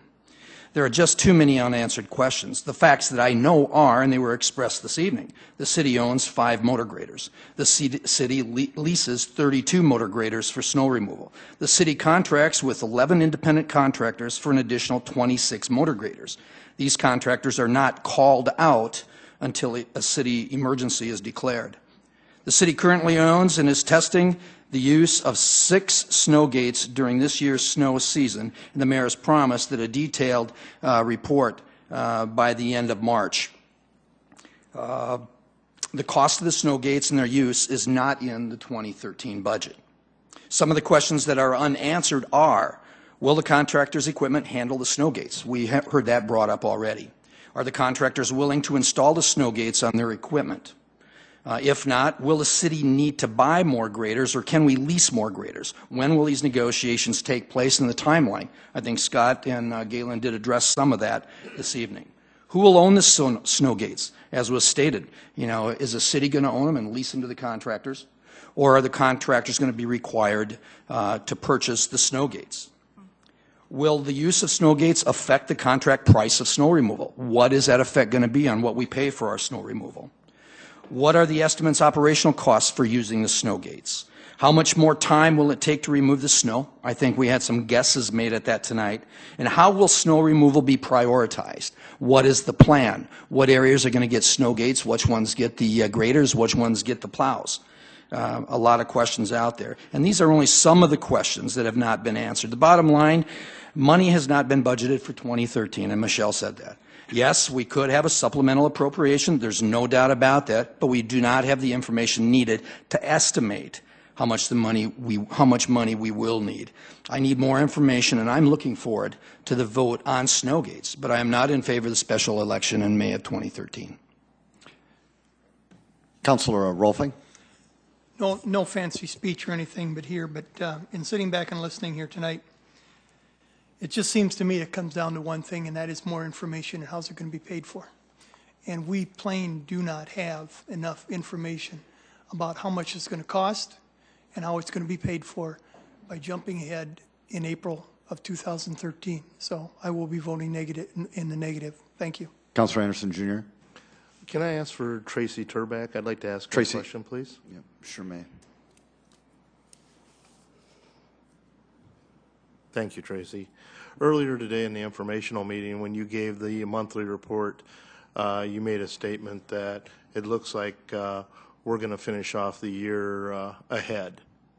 And every year I've been on the council, we've ended up with a surplus of somewhere between $4 and $7 million a year. Are we going to be right in that area again this year? Just your guesstimate right now? I'm not exactly sure what you're referring to. We talked a little bit today about the general fund, financial performance so far this year, and that is the fund that would pay for the operational costs of implementing the Snowgate program. Potentially, our capital fund, which I don't believe we did talk about today earlier, would be a source of acquiring some of the equipment for this. So the general fund at this point, the projections are that we will be very close to a break-even point. I expect we will have a modest surplus this year. I really can't put a number on it at this point. The capital fund, I do anticipate, as we have in recent years, I do expect that we will have some amount of surplus funds. And again, it's just too early to say how much that will be. I think the last couple of years it's been anywhere from $4 million to $3 million something. So somewhere in that area or less, I would say, probably in our capital fund. But that's until we finish the year and we know what work has been completed, what final revenues have come in. It's really not something I can put a number on. Thank you for correcting me on that thing. Okay. If I may, Mayor. Councilor Anderson Jr., yes. This has been something that we've been discussing for a number of years. Yes, we haven't had a lot of snow, but with this petition, the people of Sioux Falls have spoken. Almost every day, people stop me and tell me they want snow gates. These citizens have worked very hard to, get this petition in front of us. And I work for the people. So I will be supporting their efforts to have this election in 2013. I think the administration can get it done if we give them that challenge. Councilor Staggers. First of all, I'd like to say how impressed I am with the testimony tonight. This is some of the best testimony I've ever heard on the Sioux Falls City Council. So let me congratulate the proponents of the May 21st, 2013, and their testimony. It was fantastic. And when I think about this quality of testimony we had tonight, I wish we had that with all city issues. Whether it's for a water fountain for a Hilton Hotel, or whether it's an event center, or whatever the issue might be, and also some forthcoming issues later tonight. I wish we'd have discussion like this. But let's face it, education, if we pass this tonight and have a May 21st, 2013 election, we have 5 months, and we can't get educated in 5 months. I think that's insulting the people of Sioux Falls and also the City Council. We can do it in 5 months. I mean, I agree with the mayor's attitude on many issues, having a can-do attitude, and we can do this. In 5 months, we can discuss just practically everything you want to think of snow gates. So I think that's more of an excuse than anything else to try to delay this until 2014, because I think many of us know why they really want to delay it until 2014. So once again, this is a no-brainer. Just respect the wishes of the people of Sioux Falls. Councilor Jameson. I just wanted to add on to that enthusiasm about the quality work that the Public Works Department does. I've got all the faith in the world in Galen Huber and Mark Cotter and their ability to get this town clean. They do a great job. They overcome large obstacles. They work with our subcontractors, our private contractors, to get the job done. Tonight, though, is a special night because 8,000 people signed those petitions to ask us to have a special election. We don't get that very often, and this is energizing. How many times do we want to have the public input on a certain topic, and we don't get it? We spend millions and millions every day, and nobody says anything. Here we've got 8,000 people or more who've signed and gone through the effort of filling out their name and address on a petition to request a special vote. I think it's respectful for them to allow this election at our earliest available time, and that spring of or May 21st of 2013 is the right time. Thank you. Thank you. Well, Council, great job. Very good dialogue. Certainly, I know the people of Sioux Falls are appreciative. However, there has been a motion made, and it has been seconded. We've had great discussion. It is now time to vote. Lori, if you wouldn't mind a roll call vote, please. And you know what? Maybe I just for for the sake of the people watching, voting no, or no, let me start. In the affirmative, voting yes means that you would like to have an election on snowgates in May of 2013. If you vote no, that means there will still be an election. However, it will be in April of 2014. Lori, is that correct? That's correct. Mr. Fifley, is that correct? Yes. Well, then let's proceed. All right. Council members Erpenbach? No. Jamison? Yes. Karski? No. Ralphing? No. Staggers? Yes. Aguilar? No. Anderson? Yes. Entenmann? No. It has failed 3-5. Item number 22. All right, item 22 is second reading, an ordinance of the City of Sioux Falls, South Dakota, amending the revised ordinances of the city by adopting the 2012 International Building Code and amendments thereto. Mayor? Mr. Bell, welcome. Mayor? Yes, I'm so sorry. Councilor Anderson Jr.? Can I ask for just a brief recess so that we can allow citizens to leave so we can Sure, folks. do our Thank business? you. We'll, thank you very much. We'll just take, how about a 2-minute break here?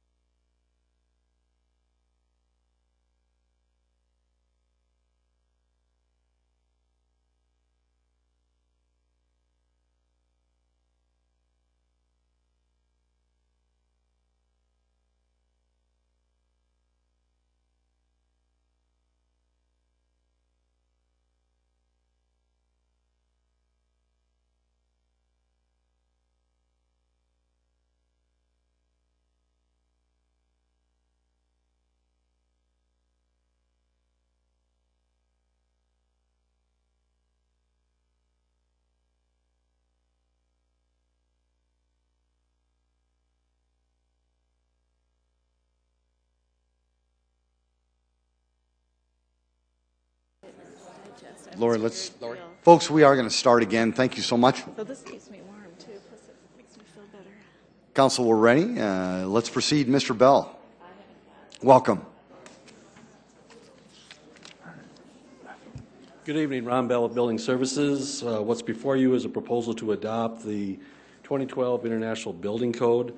The International Building Code is a commercial code. It deals with all aspects of fire and life safety, structural strength, means of egress, accessibility, fire and smoke protection, finished requirements, so forth for commercial buildings. This is published by the International Code Council. It's published in a 3-year cycle. This will be the 10th cycle that I've done as far as updates for the building codes. In March, I believe, we had individuals from International Code Council come to speak about all of the changes. We filled a room with about 90 architects and contractors and building officials to go over those changes. We've also met with the mayor's disability community, the Multi-Housing Association, and our Board of Appeals. And with the changes that are in here, both nationally and locally, the last criteria was going through our Board of Appeals and is recommended for the council for approval. Thank you, sir. Is there anybody else, Ron, that was going to speak to this item before I engage the public? I don't believe so. No, on the theme. Okay, very good. If there's anyone in the audience who wants to talk about this topic, now is a great time to come forward. Welcome. Mayor, City Council, Dan Sifkin, Executive Director for the South Dakota Multi-Housing Association. Professor Kermit Staggers, you ratcheted up the pressure on me, saying that everybody else had done a good job. I hope I do a good job. I know you will, Dan. Let me start by saying that the administration has done a really good job of working with the Multi-Housing Association. And Ron Bell and the fire marshals should be commended. They're doing exactly what they were hired to do.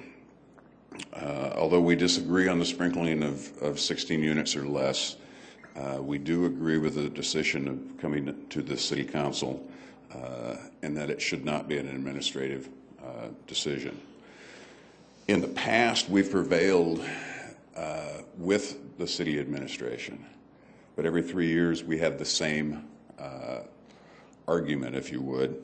So we're looking forward to the end results. If I could put it in perspective, the South Dakota Multi-Housing Association is in favor of fire safety. We believe in adding the small apartment units, however, is not in the best interest of the city and the rental industry as a whole. What we're talking about here is risk management, something I've got a little experience on. For 6 years, I managed the nuclear weapons stockpile in the European theater.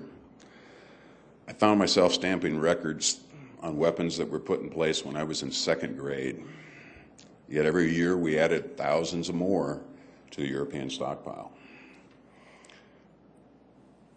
We got there because when I first went in the military, we used threat assessment.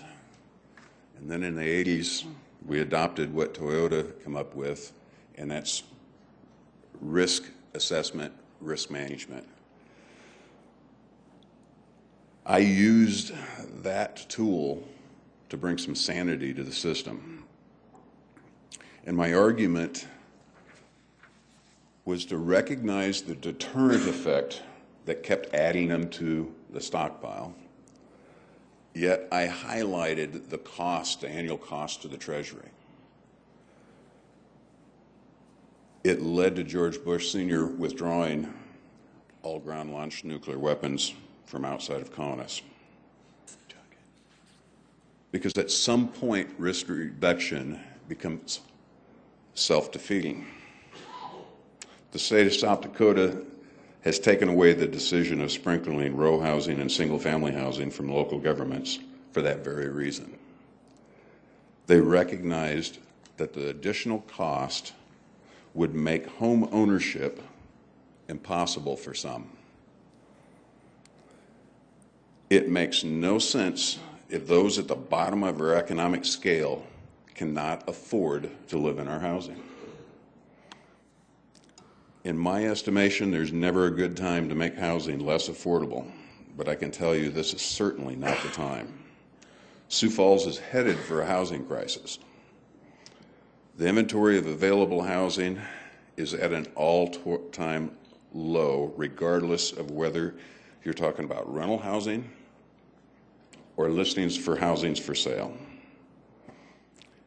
If passed, this will have a dramatic effect on the cost of housing within Sioux Falls. We talk a little bit about the impact. I called a sprinkler company because meeting with the administration, I was told that $1.10 per square foot. However, it doesn't include the entire system. They were talking about the building. When I got a hold of the sprinkler company, it was really hard to get an estimate because we're talking about something fictitious. Nobody wants to give you an estimate on something fictitious. The cost inside of the unit remains a constant. Doesn't matter about anything else. However, when I asked for sprinkling a 4,000 square foot 4-unit building, when you add the additional things, the underground on the outside, the fire system, et cetera, that brought the estimate to $4 per square foot. On top of that, you've got an additional cost of an annual inspection and a monthly monitoring fee, which is, that alone will add $23 a month to the rent on that fictitious fourplex, if you would. When you add the whole system together, our estimation is, if you're talking 16plex, you're probably talking around $45 a month additional rent. If you're down at a fourplex, you're probably adding another $100 a month to the rent. Our smaller units set the rate for rent within the community. So they have a large impact on how much the consumer pays. If passed, really one of the things that we do is we make the smaller apartment building obsolete. Some will just build row housing instead of an apartment. However, when you build row housing, you don't end up with this high a density of living. That adds cost to local government for services. One of the other things that I worry about is we're going to lose some of our tax base. One of my members talked to me yesterday. I believe he got a hold of you, Brian Wiseman. He's got an option to buy and is planning on closing this week on 5.5 acres. He'd planned on putting fourplexes on there. He will not be able to do that if we turn around and vote and tell him he has to sprinkle those units. Instead, he will build outside of the city limits. So it'll be one of our suburbs that will end up getting the tax base. Again, we have a diminishing return as we continue to bring things down with risk.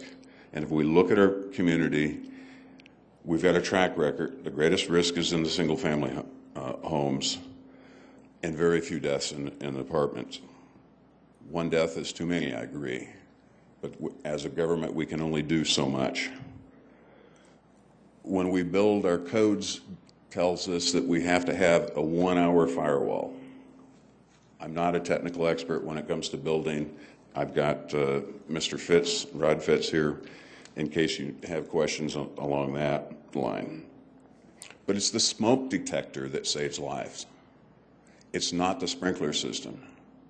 We've already had one apartment in this town that caught fire while the residents were gone, came home after a weekend, and found the inside of their apartment totally scorched. Nobody else even knew about it. The firewalls did its job. It contained it. So I guess what I'm saying is, let's not overreach and cause our citizens not to be able to afford to live in Sioux Falls. Thank you. Thank you. Is there anyone else who wanted to speak on this particular topic? Welcome.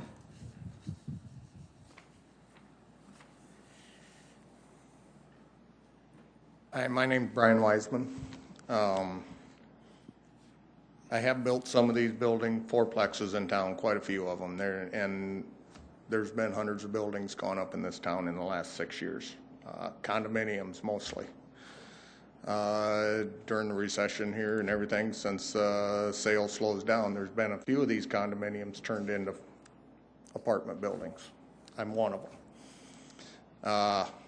I can tell you that I am looking at doing some more apartment buildings, and I would like to do some in Sioux Falls. I have some outside of Sioux Falls. You're looking at the cost of, everybody's throwing around anywhere from $1 to $4 a square foot. Let's just use a cost of $2.50 a square foot per these buildings to put in a sprinkler system. To put it in perspective, just the 2x4s, the 2x6s, the OSB plywood, and the flooring that goes into these buildings cost me $13,500 per building, per fourplex.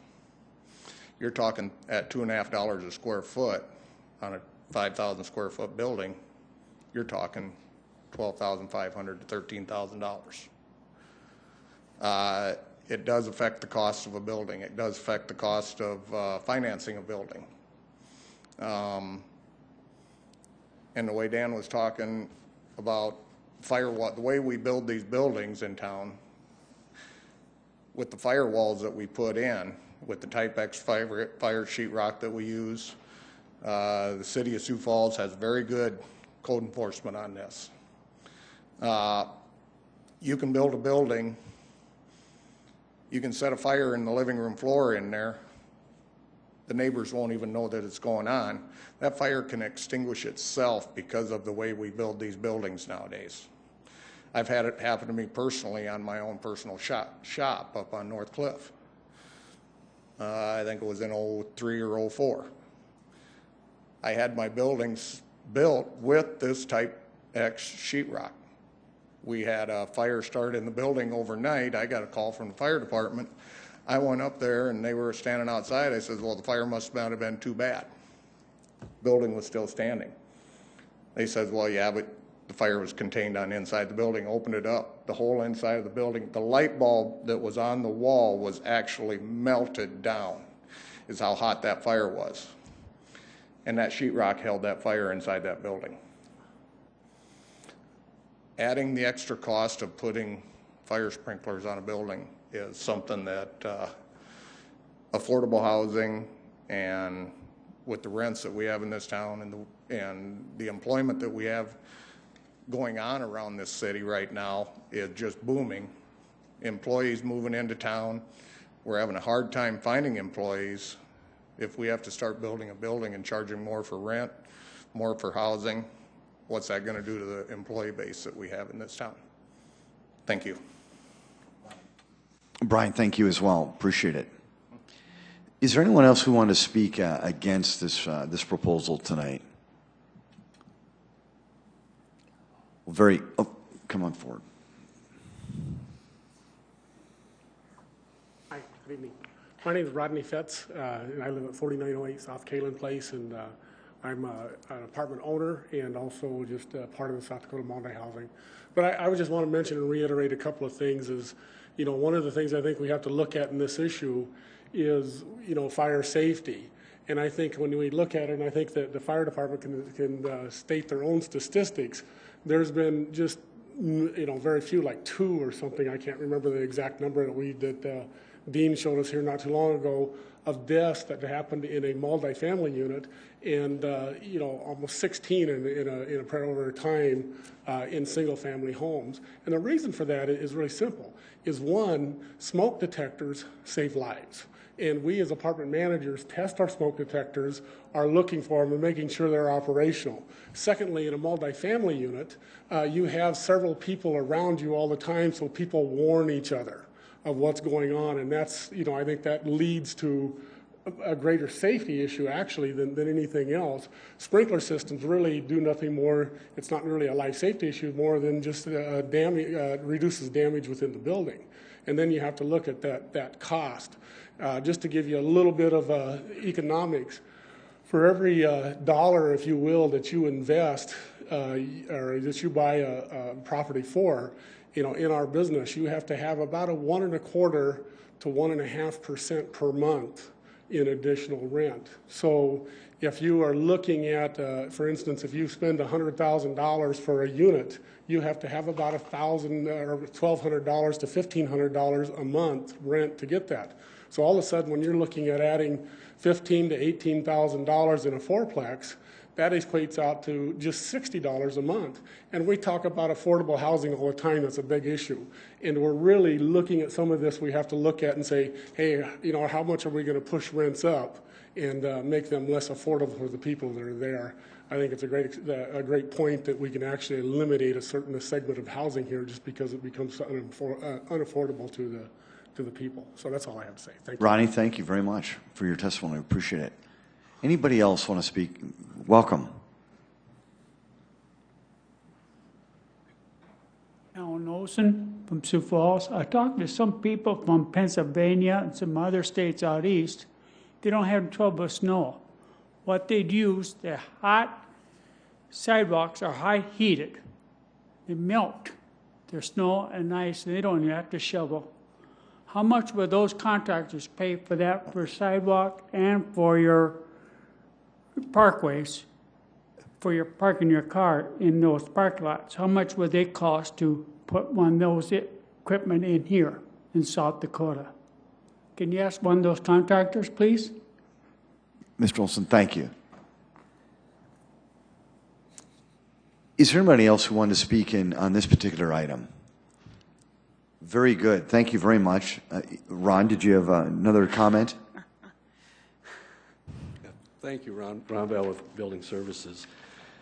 Just to give a little bit of background, you've heard the cost criteria, but what we have in place right now is a requirement for sprinkling multifamily structures, and that requirement goes all the way back to the 80s.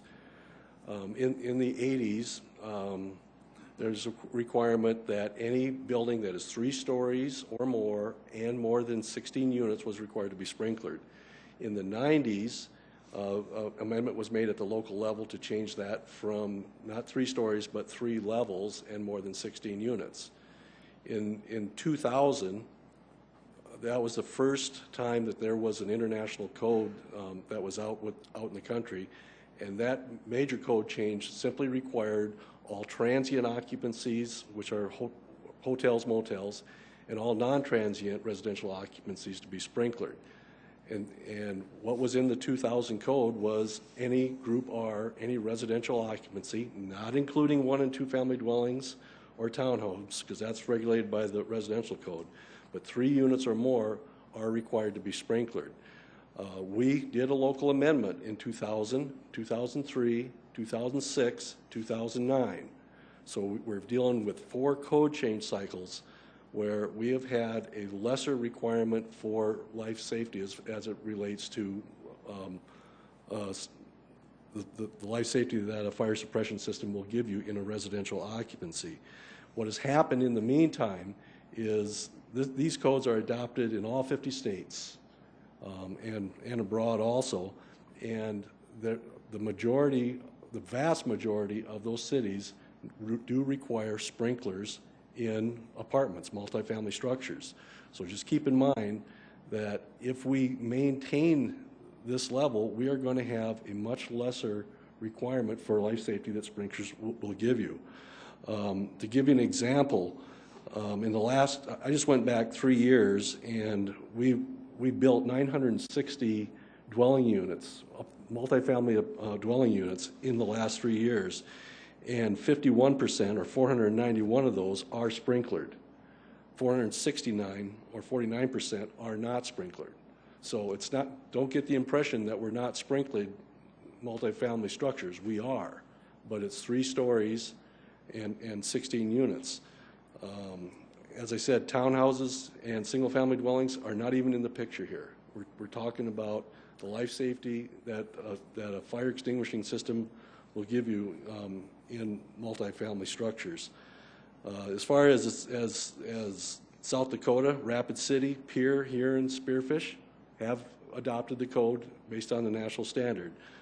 Aberdeen, who hasn't adopted a code since the year 2000, has maintained the same criteria as what we have, as has Brookings, Mitchell, and Yankton. So there are cities still in South Dakota that have the same amendment that we have. But as far as national records, they indicate that sprinklers activate 90% of the time, which gives you a proven record that they are a very life safety aspect. Yes, smoke detectors are extremely important, but also sprinklers will also give you the capability of controlling that fire for egress to occur. So, Ron, thank you very much. Council, I'm going to move it to you, folks. Councilor Staggers. Yes, Ron, you mentioned in the past how this was not part of the code. It was taken out and things like that. So why is the big push this year for it? we had a fire death about 3 weeks ago in a 2-story apartment. We also had a fire in another, that was in North Colville Avenue. And we also had a fire in a 2-story apartment with no lives lost on South Lake Avenue. The point is that if we maintain our local amendments, there's going to be a time when there will be a fire death in a one or two story structure, and people are going to ask, why isn't the city adopting the same thing as what the national standard says? And that's why I believe that we're here in front of you as a council to make that decision for us. So this is just political then? We're concerned we might get some bad PR in the future. This is life safety, Mr. Staggers. I know this is portrayed as life safety, but we've also had other testimony saying that there are really other effective ways to deal with this without sprinklers. Which there are fire resistivities, there is smoke detection for sure, but in a sprinkler building, people haven't lost their lives in sprinkler buildings, in apartments. And there's records of that, Mr. Staggers. Oh, okay. I just didn't have that education about that. But also at the same time, there's also questions about affordable housing too. Whether we're going to drive people out of affordable housing and be out on the street or whatever the case might be. I mean, this is not just one issue, it's many issues, and that's what we haven't really been talking about. Yeah. I don't know that I've seen that in Rapid City. I don't know that I've seen it in Sioux City, in Fargo, or all the other cities that have adopted this national standard. Councilor Urbanbach? Ron, question about, I mean, you answered my first question, that, why do we make these changes to codes? It has to do with that idea that we're reacting to events that have happened. And we obviously have let this ride for quite a long time. We haven't made any changes to the sprinkling provision since 2000. My question then is, if we did this or if we didn't, does it change insurance rates? Do we talk about that as well for folks who own these units? Does that? I think Mr. Karski could probably help a lot better than I could. But as far as I understand, insurance rates are not that much of a difference. I believe they're in the 7 to 10% as compared to a sprinkler building to a non-sprinkler building. And that is a long payback for these small apartments that we're dealing. But as compared to a large apartment where you're talking tens of thousands of dollars of premiums a year, at 7 to 10% can build back the cost of that sprinkler for that size of a structure. Then if I might just I have a feeling I might be in the minority, but I am deathly afraid of fire, and I have a firefighter for a brother. And so I live and breathe this, and I understand what we're talking about when we talk about life safety.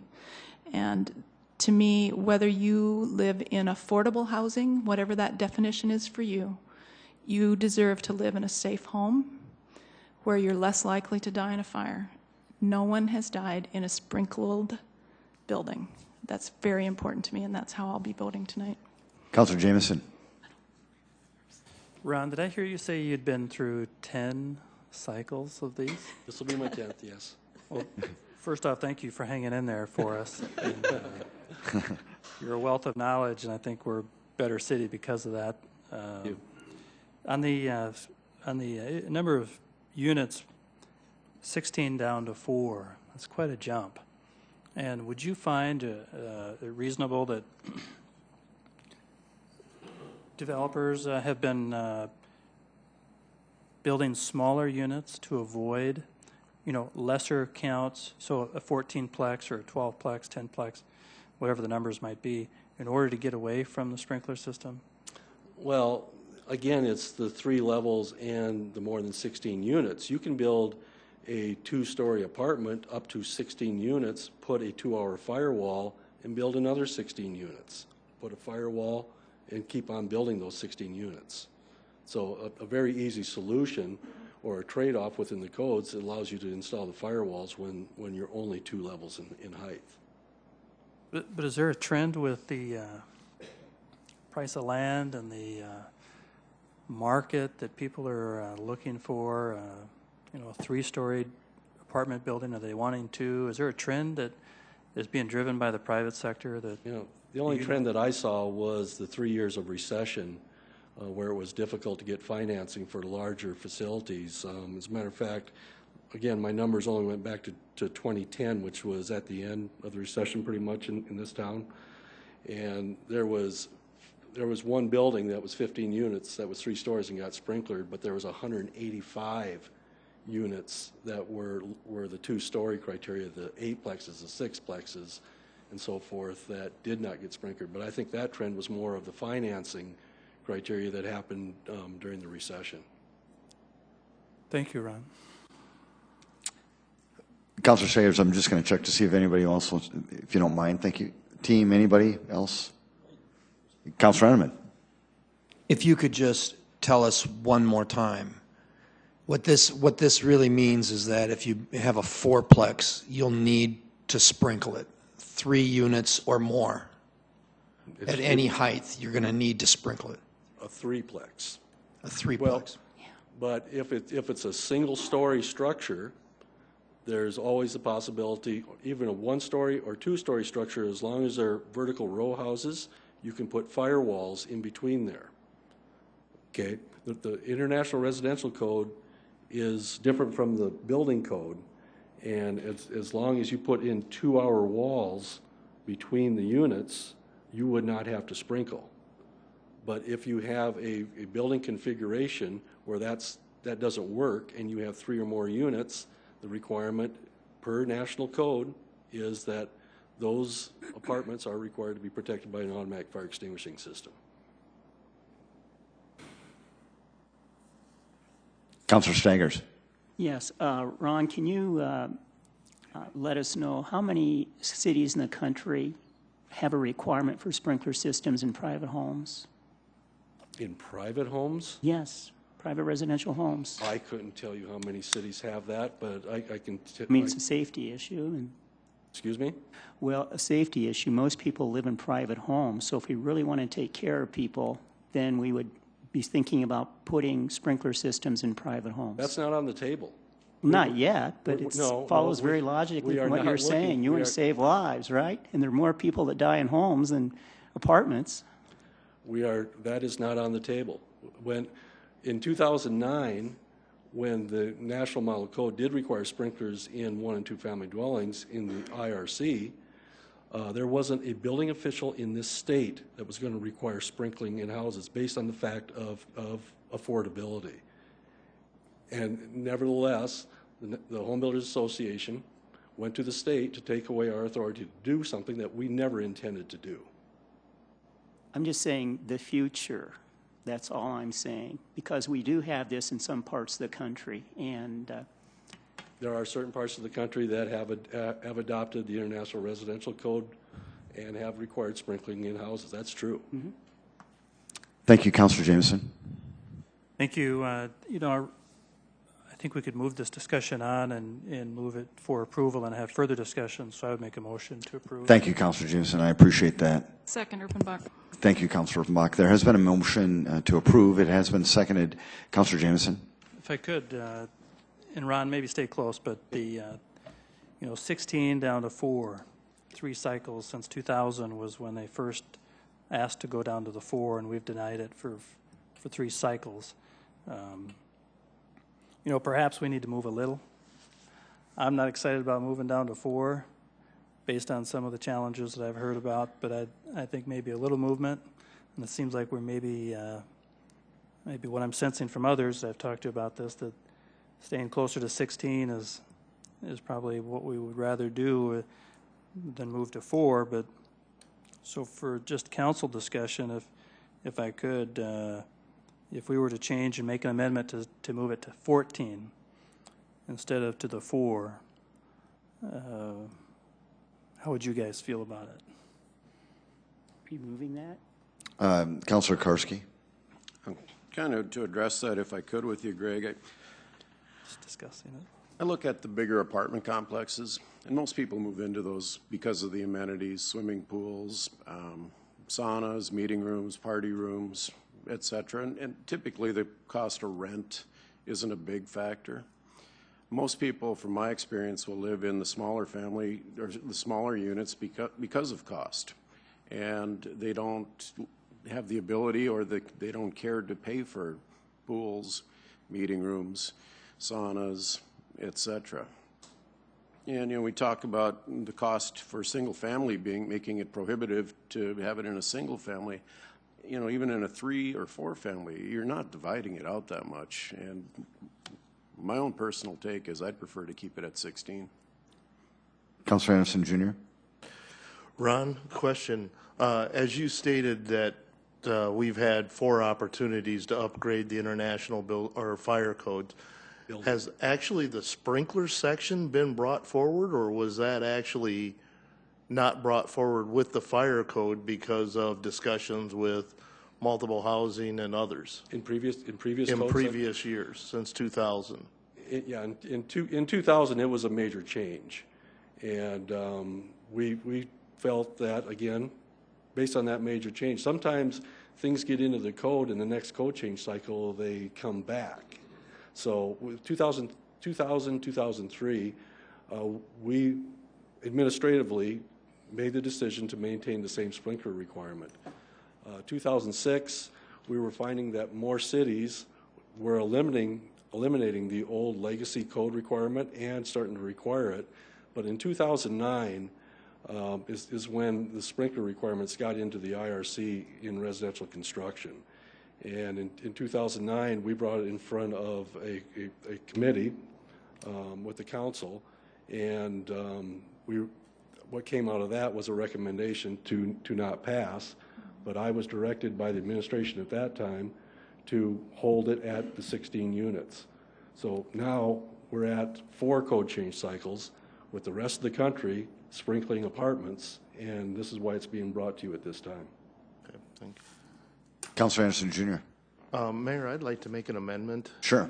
I would like to amend the codes to leaving the code the same as it is right now and sending the sprinkler portion of the fire code to like land use, so that we can have a further public discussion on this with the housing and our multi-housing and some of our builders really disagreeing with this move.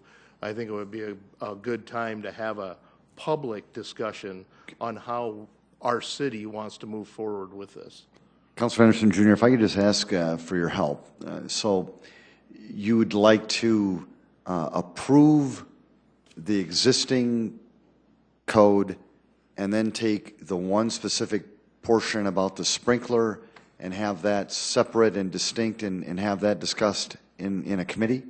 Correct. Just leaving the code the way it is right now for sprinklers. Okay. Taking the proposed amendment to that.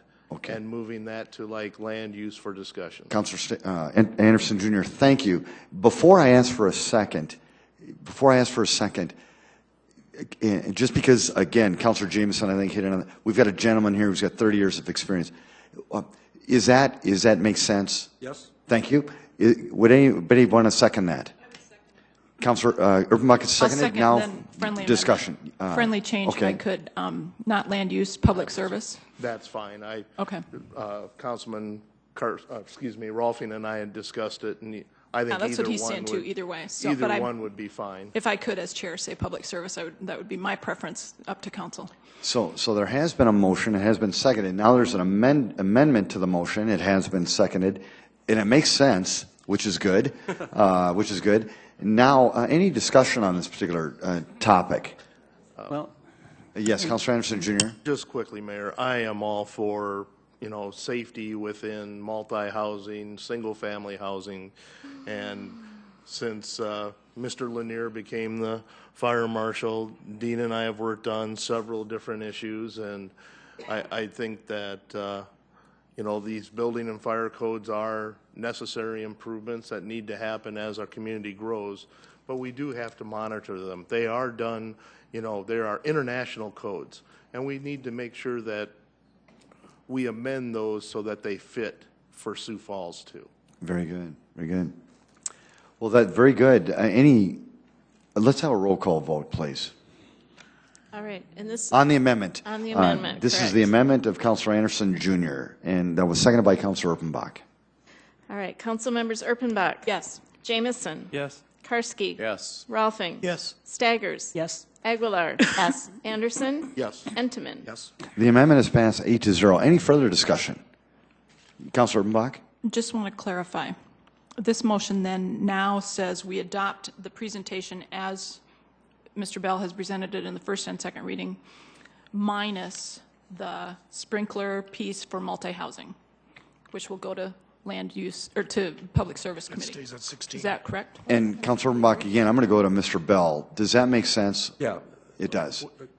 I think the next vote is to adopt the 2012 code, but what will happen in 902.8 of the code section, the 16 unit and the 3 levels will remain in place as has been in the previous code. Put that 902.8 or whatever in the, that's what we were looking for. That sounds good. There has been some additional discussion. A roll call vote, please. Okay. Mr. Mayor, can I just have a brief comment? I'm going to be voting against this, but I'm glad we do have the amendment to have this go to Public Services Committee. It's too bad we don't have the whole thing going to Public Services Committee, because this proposed building code has not even gone to a city council committee at all. We've been left out of this, and we've been told that the experts have taken a look at this and have made the decisions and things like this. But I'm concerned that there might even be other things in the building code that we should be taking a look at, but we haven't had an opportunity. In other words, we should have more education. We were talking about education with snow gates. Let's have some more education on these codes. Councilor Stangers, thank you. A roll call vote, please. Council members Erpenbach. Yes. Jamison. Yes. Karski. Yes. Rolfing. Yes. Staggers. No. Aguilar. Yes. Anderson. Yes. Entenmann. Yes. That has passed 7-1. Item 23. All right, item 23 is second reading of an ordinance of the City of Sioux Falls, South Dakota, amending the revised ordinances of the city by adopting the 2012 International Fire Code and amendments thereto. Council Dean Lanier, Division Chief Fire Marshal for Sioux Falls Fire Rescue. After our brief discussion on the IBC, the IFC is coming before you with the same exact provisions that are in the IBC as well. So if we're taking this back to committee, I would suggest making the same recommendation as far as the International Fire Code, so that they would model each other and be exactly the same. Thank you very much, Dean. But before I go to the council, anybody want to speak to this particular item in the audience? Welcome, sir. Please come forward.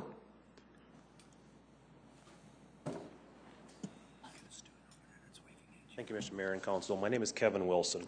I'm an estimator for fire sprinkler systems in town. I've been in the business for 18 years. I've been estimating for 13. So you people have the correct information. I drew up a little 4-plex single story. I drew up an 8-plex, which is a 2-story, and a 16-plex, which was a 2-story, 8 on each floor. And I bid it. I called for underground prices, and I called for fire alarm prices.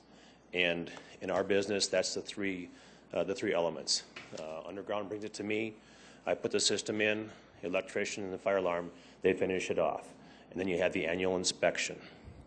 And just so that I think the numbers are correct, for a 4-plex, you could sprinkle a 4-plex for $3.20 a square foot. Now, each apartment was approximately 960 feet with a hallway down the middle and an exit. The total price was between $13,000 and $15,000. That's fire sprinkler, that's underground, and that's alarm. If you go to an 8-plex,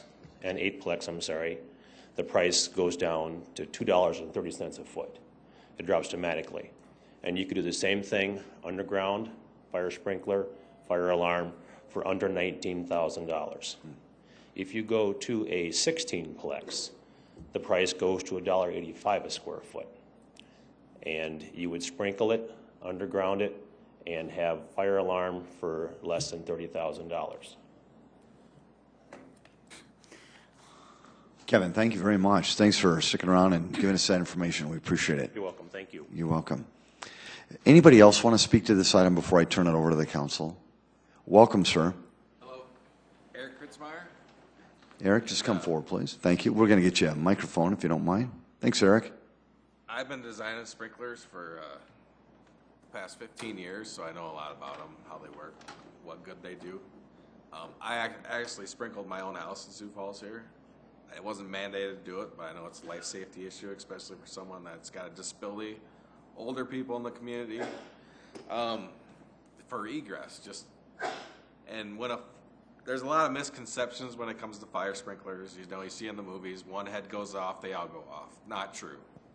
Each head goes off when that head gets 155 degrees at that head. That one head will go off, put out a fire. When a fire starts in your house and you don't have sprinklers, the fire starts. You have to call or have someone call the fire department to come out. As all this is going on, your house or multifamily dwelling is on fire. When they get there, part of it's burnt. When they come here and hook up to the hydrant and turn that on to put out that fire, they're putting 250 gallons minimum into your house a minute to put that fire out. If a sprinkler head goes off in my house, it'll put out the fire within a minute or so. It puts out 16 gallons a minute, so there's less water damage, less fire damage, plus the life safety issue. It's gonna save someone's life, especially if they're immobile like me, where you can't just run out the house, jump out the window. And what I want to get across is in these multifamily, even in these houses or multifamily units, you have to trust your neighbor that he's not going to do anything to start that thing on fire. It's not just your responsibility, it's everyone's responsibility in that apartment. If there's a fire sprinkler system in there, you don't have that problem. It will put the fire out, and you will be able to get out, and it'll give you time to get out and not have deaths and injuries assumed with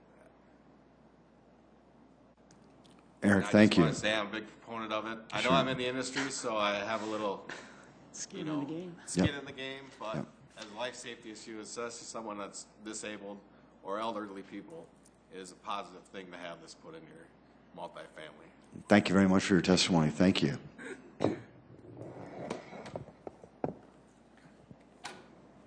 Well, thank you very much. Council, I'm going to leave this in your hands.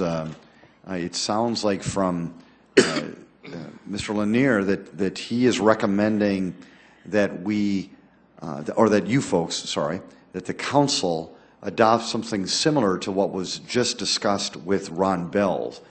With that in mind, any discussion? Councilor Jameson. I would like to make that motion as well as Dean has recommended, ditto, I suppose, or whatever. Thank you, Councilor Jameson. Thank you. Is there a second? Second, Anderson. There's been a second by Councilor Anderson Jr. Councilor Urbanbach, any questions? Just wanted to clarify Sure. that the first motion is moved to approve. Right. And then we need to amend, correct? Yeah, that actually makes perfect sense. Councilor Jameson, I apologize. Would you mind making a motion to approve item number 23, and then I'm going to come back to you, with your permission. Sure. Move to approve. Councilor Jameson, thank you. Councilor Anderson Jr., thank you as well.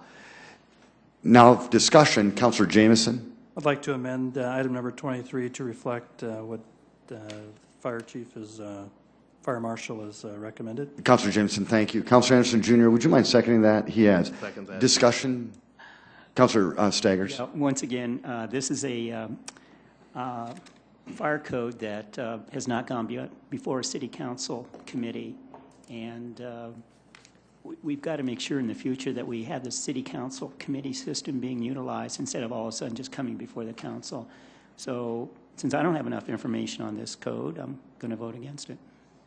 Councilor Enneman. You know, I think it was great discussion. I commend everybody and those that did testify, and would hope that when this does go to committee that we have the same gentleman on the sprinkler systems come in and speak to the committee. I think it's great information from your viewpoint too. So I do appreciate it. Thank you very much, Chief. Thank you. Councilor Jameson. If I could, Dean, you know, we talk a lot about the sprinkler systems and kind of like a passive fire resistance or some effort that's not requiring the individual to do it because they could be incapacitated or something and they can't. But I think in a lot of cases, people are aware of a fire, and what effort do we have as a city to educate the public on the valuable nature of having a fire extinguisher in their home and or their kitchen? And do we have any efforts within the city to promote and to develop that education? Absolutely, Councilor. We not only start them off at a very young age with pre-K through 5th grade training for everyone that's in a school within the city of Sioux Falls. That includes both private and public, as well as those children who are homeschooled. We see every single child from K through 5th grade. We also make some strong efforts with regards to addressing those who are at the other end of the spectrum, those who might have some special kind of challenges, to make sure that our elderly population, who is also principally at risk, those two groups are the key areas that we try to focus on to make sure that they're keenly aware of what risks are there, and then what things they can do to keep themselves as well as their loved ones fire safe. So we do make efforts in both those arenas. In between, we have a pretty aggressive campaign, not only to ensure that folks have the opportunity to have fire extinguisher training. We make that available to the public. We make that available to all our commercial businesses in town. We also have a pretty aggressive education program, not only in trying to get information out through public service announcements, but also through static displays that we've been putting all over town. You may have seen them in the library, Hy-Vee, Sanford, as well as Avera has sponsored time of those displays within their workout areas, their gyms, their different areas of their facilities. We've made those displays available to them. So it's a pretty aggressive public relations campaign to try to make sure that we're educating the public. Thank you very much. A roll call vote on the amendment, please. All right, council members Erpenbach? Yes. Jamison? Yes. Karski? Yes. Rolfing? Yes. Staggers? Yes. Aguilar? Yes. Anderson? Yes. Entenmann? Yes. That is passed 8-0. With no further discussion, a roll call vote on the amended main motion. All right, council members Erpenbach? Yes. Jamison? Yes. Karski? Yes. Rolfing? Yes. Staggers? No. Aguilar? Yes. Anderson? Yes. Entenmann? Yes. That is passed 7-1. Item 24. 24, second reading, an ordinance of the City of Sioux Falls, South Dakota, amending the revised ordinances of the city by adopting the 2012 International Residential Code and amendments thereto.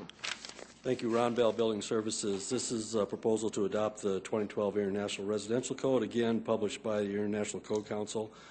For lack of a better term, this is a home builder's code. This deals with 1- and 2-family dwellings and townhomes. It regulates the entire process of home building, whether it's general construction, plumbing, electrical, mechanical, and so forth. With this, we take great efforts of meeting with the local Home Builders Association. We've got Kurt Hansen, who sat on the committee. We had, I would guess, about 5 or 6 meetings, and we literally went through all of the changes that was found in the 2012 code. There was a number of amendments that was provided with the input from the committee, and those amendments dealt with mandatory blower door testing, which the home builders thought that was a redundant requirement and a costly requirement, and that was eliminated. But there was a requirement, which is new, for mechanical whole house ventilation systems, and the reason that we push for that is that home builders are building much tighter homes than what they used to. These requirements have been in the Minnesota codes for years, and it sounds like it's an expensive aspect, but the options are an air-to-air exchanger, which could be an increased cost, but in order to accommodate the whole house ventilation, it's really a matter of a mechanical contractor putting in a timed exhaust with some makeup air to bring in fresh air in a house if that homeowner ever needed it. Again, fire sprinklers, they expanded fire sprinkler requirements in the IRC, and that was taken out without any discussion because we don't have the ability to do that. That was an expansion of fire sprinklers for garages and zero property setbacks. Another provision was a mandatory requirement for fire protecting the underside of floors. where the floor was protecting a light frame type of construction, which are trusses and TJIs. That national code requirement came from the fire service people because if a fire starts with light frame construction, it goes very fast, and there was a death of a firefighter in Michigan. But it was felt that to put up the sheetrock and for a homeowner to come back and finish it off, take the sheetrock down to put in the lights, the mechanical work and so forth, that was also eliminated. There's also provisions for simplified wall bracing, which is a needed thing because the wall bracing that's in the IRC right now is complicated and not understandable by the people enforcing the code and the builders. But the major change in this was as it relates to energy requirements. The ICC took the energy requirements out of the International Energy Code and put them directly into the residential code. And of those, there were some that were more restrictive, but it wasn't an issue because the home builders are already at that level and putting that in. That deals with skylights and fenestration requirements. What did get changed is a requirement for a higher wall R value. What was proposed here was to go from an R20, which has been the standard here for the last couple of code changes, to a 20 plus 5, which meant that there would then be insulation on the outside, which is an extra cost and also has other ramifications as it relates to OSB sheathing for structural requirements and so forth. So with that was eliminated. With the give and take, there was a requirement to require that houses have the thermal envelope completed, and that's to make sure that basements get insulated for a homeowner when they're coming into the house. So with that, we have Kurt Hansa here if you have any questions with the Home Builders Association also. Is there anyone who wanted to speak on this particular topic before I turn it over to the council? Welcome. Thank you. I'm Kurt Hansen. I'm president of Home Tech Construction and Design in Sioux Falls. I'm also the chairman of the Home Builders Association Codes and Standards Committee. I also sit on the National Codes and Standards Committee for the National Association of Home Builders. We have an excellent rapport with the building services here in Sioux Falls.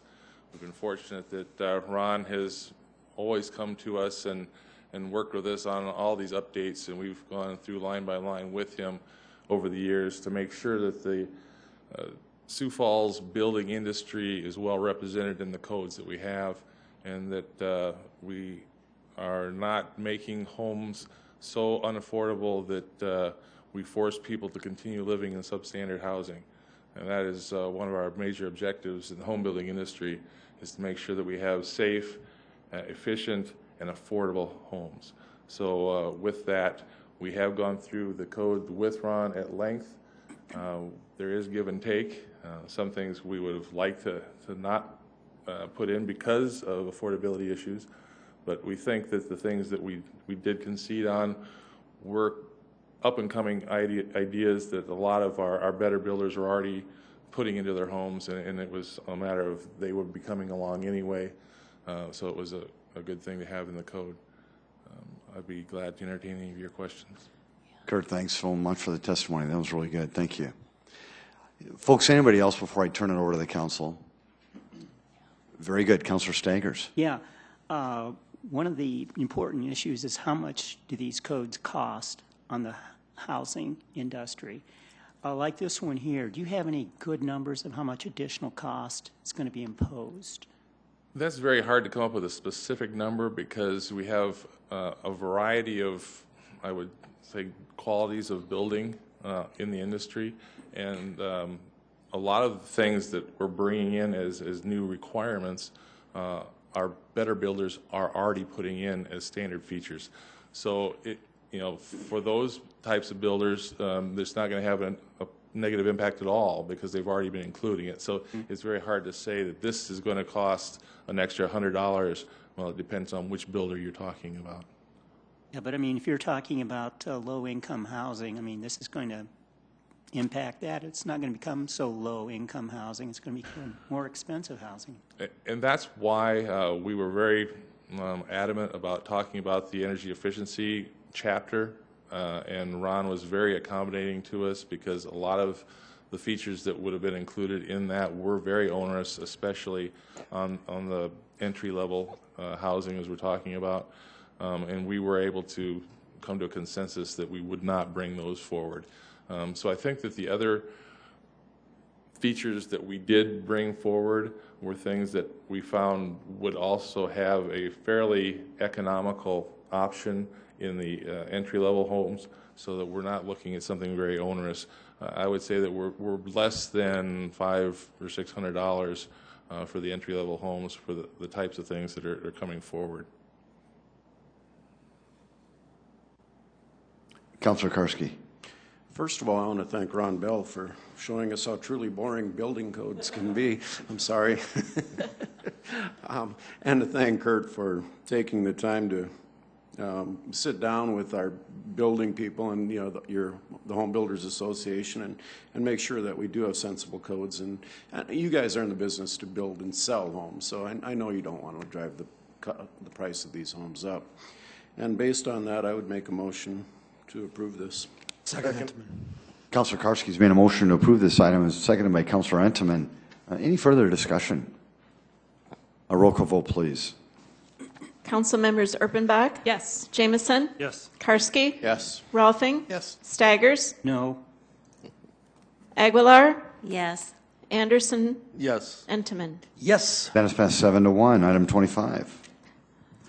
25 is second reading, an ordinance of the City of Sioux Falls, South Dakota, amending the revised ordinances of the city by adopting the 2012 International Existing Building Code and amendments thereto. For lack of a better term, this is like a sister code to both the International Building Code and International Residential Code. This code was designed for existing buildings, and basically what it gives is a designer or a building contractor an alternate scoping system to make sure that existing buildings can be remodeled effectively, efficiently. There's been times where a remodel on an existing building gets applied to the building code, and the actual building code gets so stringent that it gets uneconomical. Just to give you an example of the existing building code, the issue on first reading dealing with sprinklers, that we were saying that if there was a duplex and you put in another unit in the basement, that would be a 3-unit multifamily, and the building code would require it to be sprinklered. Between first and second reading, we researched back into this, and there is an exception in the existing building code that doesn't require this for any building 3 stories or less in height. That's what this code does, and it's been used very well with a lot of buildings, especially in the downtown area with the designers. There are no additional local amendments, but there are some minor national changes with this one. Folks, anybody in the audience want to speak to this item? Council? Move for approval, Anderson. Second, Erpenbach. Councilor Anderson Jr. has made a motion to approve item 25, seconded by Councilor Erpenbach. Councilor Staggers. Yeah, here we go again, because we don't really know very much details about this at all, except for the few minutes that Ron has said. It should have gone through a city council committee, because we're voting on things we don't even are not that familiar with. Any further discussion, Council? A roll call vote, please. Council members Erpenbach? Yes. Jamison? Yes. Karski? Yes. Rolfing? Yes. Staggers? No. Aguilar? Yes. Anderson? Yes. Entenmann? Yes. That is passed 7-1. Item 26. 26, the second reading, an ordinance of the City of Sioux Falls, South Dakota, amending the revised ordinances of the city by adopting the 2012 International Mechanical Code and the 2012 International Fuel Gas Code and amendments thereto. What these two codes do is they regulate the design, installation, maintenance of heating, ventilation, air conditioning, and refrigeration systems. And the IFGC regulates the installation of fuel gas piping equipment and gas-fired appliances. We have Mike Denny, our chief mechanical inspector, in the audience here, and he needs to really be commended with the work that he did with the Mechanical Board of Appeals. They met monthly for a period of, I would guess, 4 or 5 meetings, and they went through every item with the mechanical board, dealing with all the code changes that were in these two documents. They did come back with some new local amendments, and the local amendments really dealt again with the energy requirements, where The local amendments are dealing with not doing exactly what the International Energy Conservation Code, and that's primarily, again, because of cost. Also, there was an alternate combustion air sizing requirement for mechanical equipment where we're using the Canadian standards to assure that we still have a safe amount of combustion air going to fuel-fired appliances, but not opening so large that you end up freezing equipment in mechanical rooms. But Mike Denny and the Mechanical Board did an excellent job with this code. Is there anyone in the audience who want to speak to this item? Very good. Ron, just a question. Is there a reason you select people like Mike Denny and these other people to study these items that we've talked about for almost an hour now? I mean, why do you select these people? Well, he's on staff, and in addition to simply working with the Mechanical Board, our next step, once the council approves this, is to get this type of information out to the industry as to how it's going to affect them. With the residential contractors, I'll be meeting with 500 residential contractors to tell them what the changes are. With the mechanical contractors, Mike will hold meetings with every licensed mechanical contractor to assure that they know what these changes are and what the expectations are for these code changes. So it's not just a matter of just dealing with the boards, but it's also dealing with the actual trades to make sure that we maintain these levels of life safety. Thank you, Mr. Bell. I appreciate that. Any further discussion, or any discussion at all, Council? Would anybody like to make a motion? So move, Intamin. Second, Anderson. Councilor Emmons has made a motion to approve this item, seconded by Councilor Anderson, Jr. If there is no further discussion, roll call vote, please. Council members Erpenbach? Yes. Jameson? Yes. Karski? Yes. Rolfing? Yes. Staggers? No. Aguilar? Yes. Anderson? Yes. Entenmann? Yes. That is passed 7-1. 27. That is second reading and ordinance of the City of Sioux Falls, South Dakota, amending the revised ordinances of the city by adopting the 2012 International Property Maintenance Code and amendments thereto.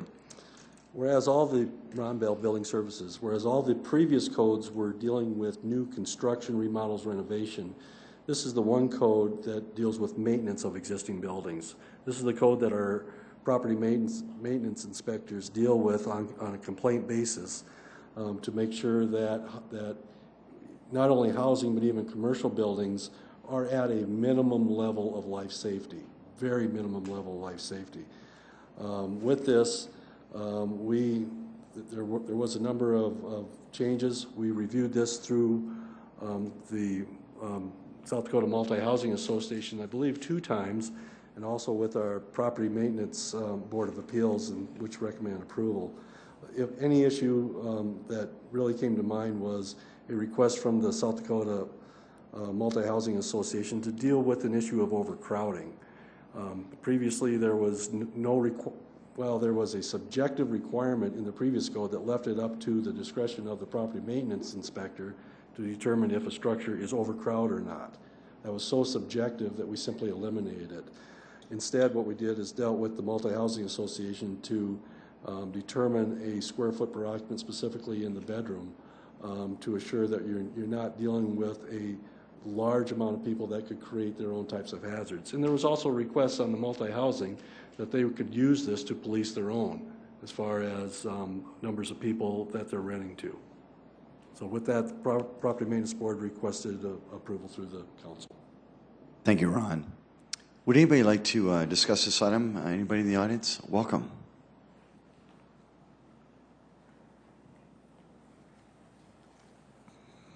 Dan Sifkin with South Dakota Multi-Housing Association, Mayor, City Council. I just wanted to clarify, as Ron said, the existing code has some verbiage in that you could read it whatever way you wanted. The 2012 International Property Code, that was initially what we were going to adopt, but you have to have a PhD in order to read this chart. And so we struggled, and this did go to one of the committees who did in fact make a change to the occupancy portion. Thanks so much for that clarification, Dan. Appreciate it. Anybody else? Council? Move for approval, Anderson. Second, Entenmann. Councilor Anderson Jr. has made a motion to approve this item, seconded by Councilor Entenmann. Any discussion, Councilor Staggers? Yeah, we've been dealing now with 6 codes tonight, and I think it's fair to say we're going to have an increased cost in housing in Sioux Falls because of these codes. Because invariably, codes, controls, whatever you want to call them, costs money. The thing is, we really don't know how much increased costs we're going to have. Nobody can really give us very good figures here. So it's kind of like the idea, hey, just go ahead and pass this, and then we'll find out. Once again, in these 6 codes, the City Council has got such limited information. I can't even believe we're doing this tonight, passing these without having more information. Like I mentioned before, snow gates, oh, we want to have a lot of information, but this can have an even bigger impact on the City of Sioux Falls by decreasing affordable housing. A roll call vote, please. Council members Erpenbach? Yes. Jameson? Yes. Karski? Yes. Rolfing? Yes. Staggers? No. Aguilar? Yes. Anderson? Yes. Entenmann? Yes. That is passed 7-1. Item 28. This is first reading, an ordinance of the City of Sioux Falls, South Dakota, rezoning property at 2821 West 69th Street from the RC Recreation Conservation District to the RS2 Residential District, petition number 2012-1101, and amending the official zoning map of the City of Sioux Falls. Planning Commission recommends approval. Good evening. I'm Mike Cooper with Planning and Building Services. This property is being requested for rezoning by Van Buskirk Companies. Steve Van Buskirk is the applicant. This is part of the Prairie Hills West addition. It consists of land that's just under 3 acres in size, and this is proposed to be developed into 7 single-family residential lots. It would be adjacent to the Avera land that was approved for rezoning by the City Council earlier this year on the southeast corner of 69th and Louise. Mike, thank you. This is a first reading. Any discussion, Council? I'm sorry, Councilor Anderson Jr. Thank you. Question, Mike, if this was zoned for recreational? Yes, it's or currently maybe zoned. being planned for a park, where's the new park going to be? Yes, this has the history of when the property to the west of this was originally talked about as residential. We began discussions with Parks and Recreation and property owners about trying to identify a possible park site, and we're going to continue to do that. We are working with Parks and Recreation to actually update the Park and Recreation system plan, and the southwest area has been identified as one that we do want to take a harder look at. In the past, there were discussions about property just south of 69th Street, adjacent to a major drainage way that could also be established for recreation. It could also be part of the trail expansion. So we are going to continue to have those discussions of where would it be appropriate to look at a neighborhood park and what do the neighbors out there want to see in terms of park space. Now, was this property planned on for a city park? Was it going to be gifted as one, or? It was just the very beginnings of discussions with the surrounding property owners. It was not proposed to be gifted. Okay, thank you. Council, would anybody want to set a date of hearing and second reading for Wednesday, January 2nd for this item? So moved, Aguilar. Councilor Aguilar has made that motion, seconded by Councilor Entenmann. Any further discussion? Roll call vote, please. Council members Karski? Yes. Jameson? Just to check the order there, I would think we're, I'm okay. it matters. Oh, no, I'm sorry. It did goof up the order. Okay, no wonder I had a pause there. All right, let's start this again. Council We're going to start over. Okay, go ahead, Lori. Erpenbach? Yes. Jameson? Yes. Karski? Yes. Rolfing? Yes. Staggers? Yes. Aguilar? Yes. Anderson? Yes. Entenmann? Yes. That is passed 8-0. Item 29. I don't know what happened. Go ahead, Michael. All right, 29 is first reading an ordinance of the City of Sioux Falls, South Dakota, rezoning property at 322 East 8th Street from the I-2 Heavy Industrial District to the C3 Central Business District, petition number 2012-1114, and amending the official zoning map of the City of Sioux Falls. Planning Commission recommends approval. This is a petition submitted by Erica Billion, the owner of this property. This is known as the Frank Transfer Building. It's currently being considered for renovation into a mixed use of main floor commercial, and then upper floors would be residential. This is part of the zoning that goes back before this was an expanded portion of the downtown area. This is directly north of the 8th and Railroad Center building, and this rezoning would allow it to be developed into the combination of commercial and multifamily residential. Thanks, Mike. Councilor Anderson Jr. Mike, what's the parking plan for this facility? The downtown has different parking standards than other areas, but for existing buildings that are renovated into residential, they do have to provide off-street parking, and so that would be provided on-site as per city zoning requirements, and they will be able to meet that requirement. It's looking like it would be approximately 14 residential units is what's being proposed. Okay, and If you'd like at second reading, I can give you a more detailed parking layout. If that would yes, be definitely, because that there is challenges over there. We'll be happy to do that. That's for second reading. Councilor Anderson Jr., would you be willing to set a date of hearing and second reading for Wednesday, January 2nd on item 29? Yes. Thank you, Councilor Anderson Jr. Second, Karski. Thank you, Councilor Karski. Roll call vote, please. All right, council members Erpenbach. Yes. Jamison. Yes. Karski. Yes. Rolfing. Yes. Staggers. Yes. Aguilar. Yes. Anderson. Yes. Entenmann. Yes. That has passed 8-0. Item 30. 30 is a resolution approving the 2013 audit plan. Good evening, Rich Oakslow, Internal Audit. This 2013 plan has already gone through the audit committee and been approved by them. And according to the ordinance, it has to be approved by resolution by the full council. Due to the late hour, I'm not going to read every item on there. I'll be happy to answer any questions you might have. I'd like to point out several things. According to international audit standards, we have to confirm annually to the board, which would be the city council, that we are organizationally independent of the programs and the departments that we audit, both in fact in appearance. So we put that at the beginning of the plan. We had one carry forward from last year's plan, or the 2012 plan, the downtown Greenway. We've been short-staffed this year due to a retirement and a resignation. As of August, now we are at full staff. So we just had one project there that we're carrying forward. And I'd like to point out we had 5 requests. I always ask the elected officials and the directors if they want something included in the plan. I had 4 requests from management, which we accommodated by putting in the plan. And we had 1 from the elected officials, so we accommodated that also. So I think that speaks well of the value that we bring when people request that we audit various contracts or departments. So if there's any questions about a specific project, I'd be happy to answer it. Otherwise, I would ask for your support of the 2013 audit plan.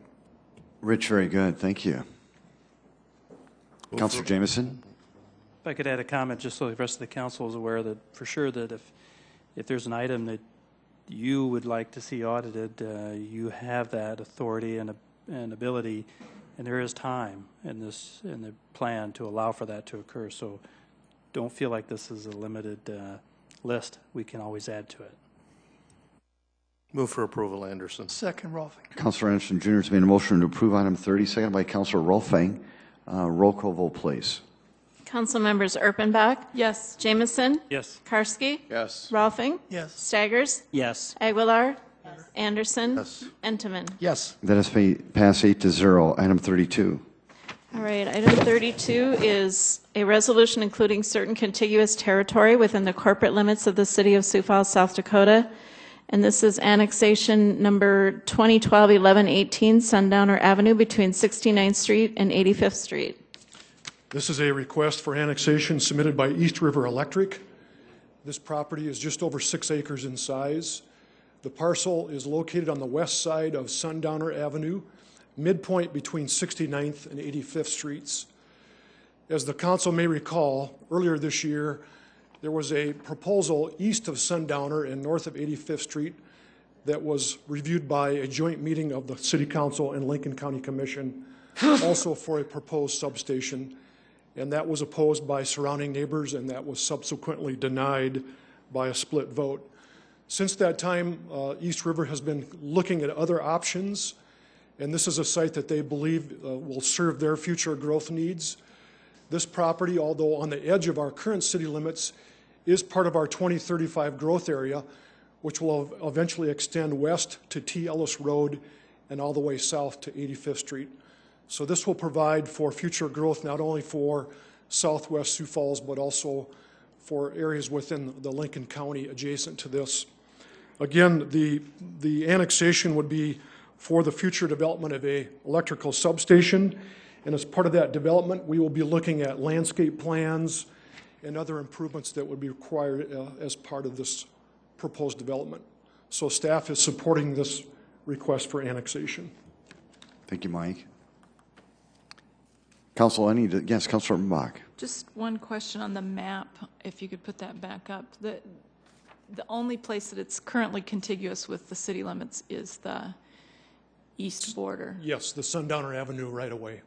Right. But the rest of that, all around it, will eventually be in the city limits? That's correct. Great, thank you. Councilor Anderson. Move to approve the resolution. Thank you. Second, Anderson. Thank you, Councilor Anderson Jr. There's been a motion to approve it. It has been seconded. A roll call vote, please. Council members Erpenbach? Yes. Jamison? Yes. Karski? Yes. Rolfing? Yes. Staggers? Yes. Aguilar? Yes. Anderson? Yes. Entenmann? Yes. That has passed 8-0. Item 33. A resolution creating tax incremental district number 18, City of Sioux Falls. Planning Commission recommends approval. Good evening, Mayor and City Council. My name is Dave Loveland. I'm with the Community Development Department. We have items 33 and 34. If it pleases the Council, I would present both of them together. Please do. Thank you very much. Jason, if you could. The boundary before you is the proposed TIF 18 boundary. Oh, excuse me.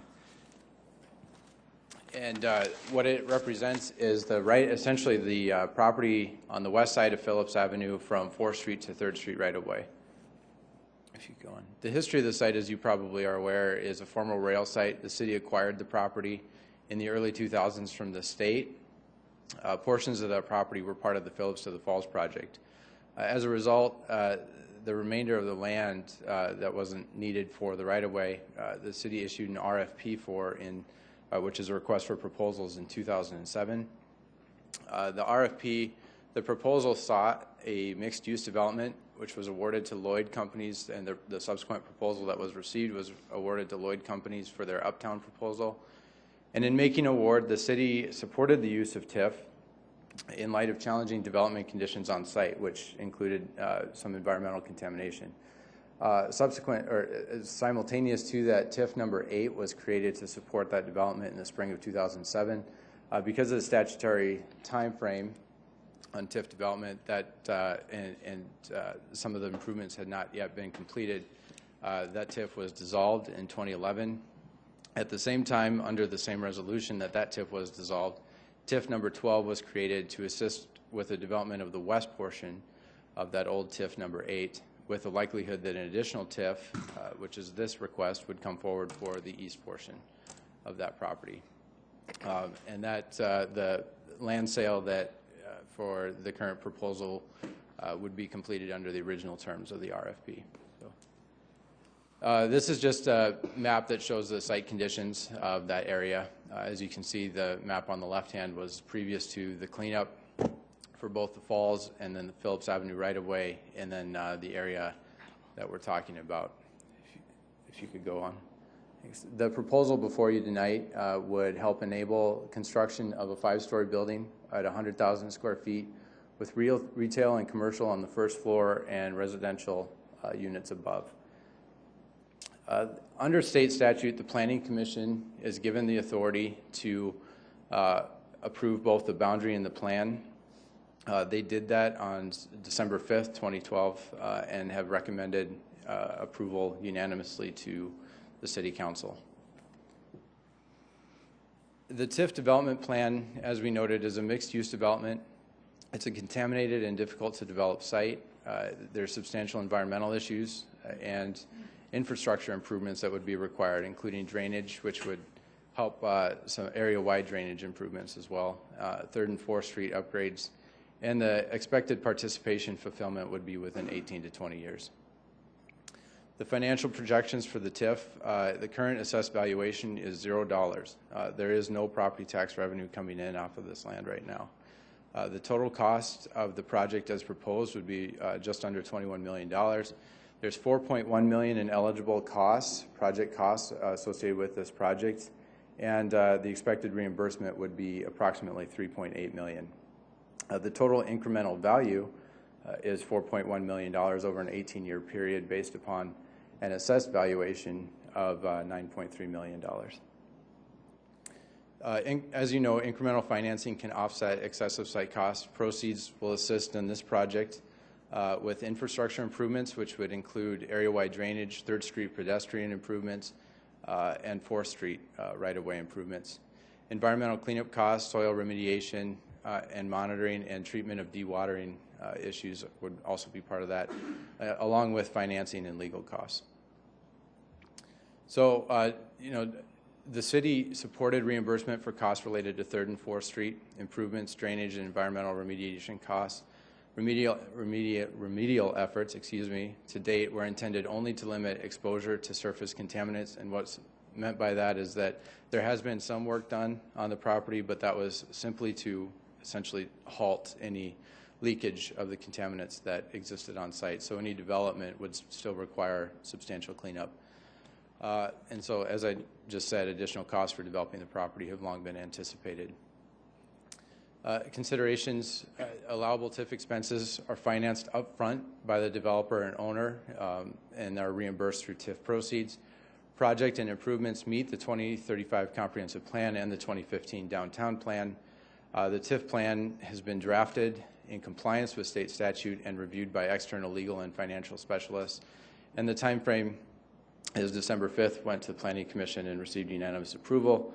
December 18th is today, which is before you, and then it would become effective in January of 2013. So that concludes staff report. The developer is present in the audience, and I can answer any questions. Great, thank you, Dave. Are there others in the audience that would like to address the council on these two items, 33 and 34? Mr. Lloyd, come ahead.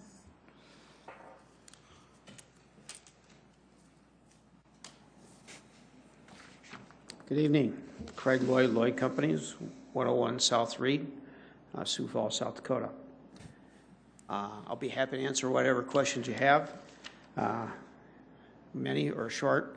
I know it's late. Yes, Councilor Stangers. Yes. You're going to be acquiring the land by the end of this month. Am I correct on that? Correct. From the city, I assume? Correct. And how much are you going to pay the city? $1,150,000 and some change. Okay. And also your building, I assume, is going to have sprinklers in it?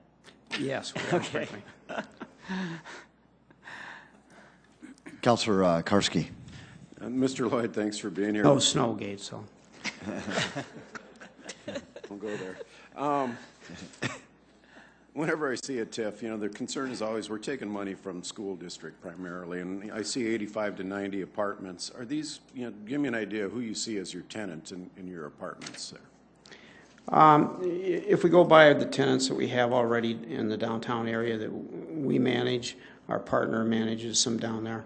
Most of those people are anywhere from, this is going to sound funny, from 33 to 75. So what happens is the people that want to move out of the house, want to be empty nesters like myself, would love to be downtown, and it's a great environment. We have a lot of people moving into town that come from urban areas like Boston and Minneapolis. They're used to living downtown. They like the concept. We do have people from Vera in our buildings. We got people from Sanford.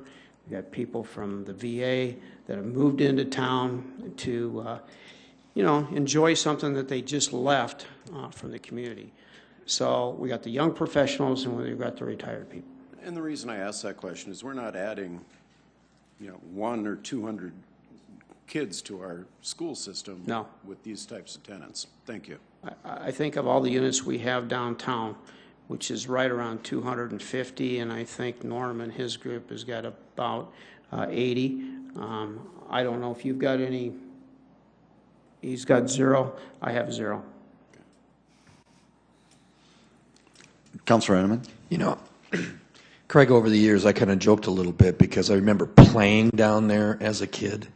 And you look at the scar that was in there prior to this downtown development, redevelopment taking place. I think this is a great thing for our community, especially for the extension of the downtown area going into the uptown area. So thank you very much. It's a great looking plan. I look forward to seeing its completion. Thank you. Councilor Anderson Jr. I don't know if this will be a question for Mark Cotter or for Mike. I want to talk about the remediation in this area. The question, I guess, would be, we've already remediated this property, have we not? Didn't we do that with Phillips to the Falls?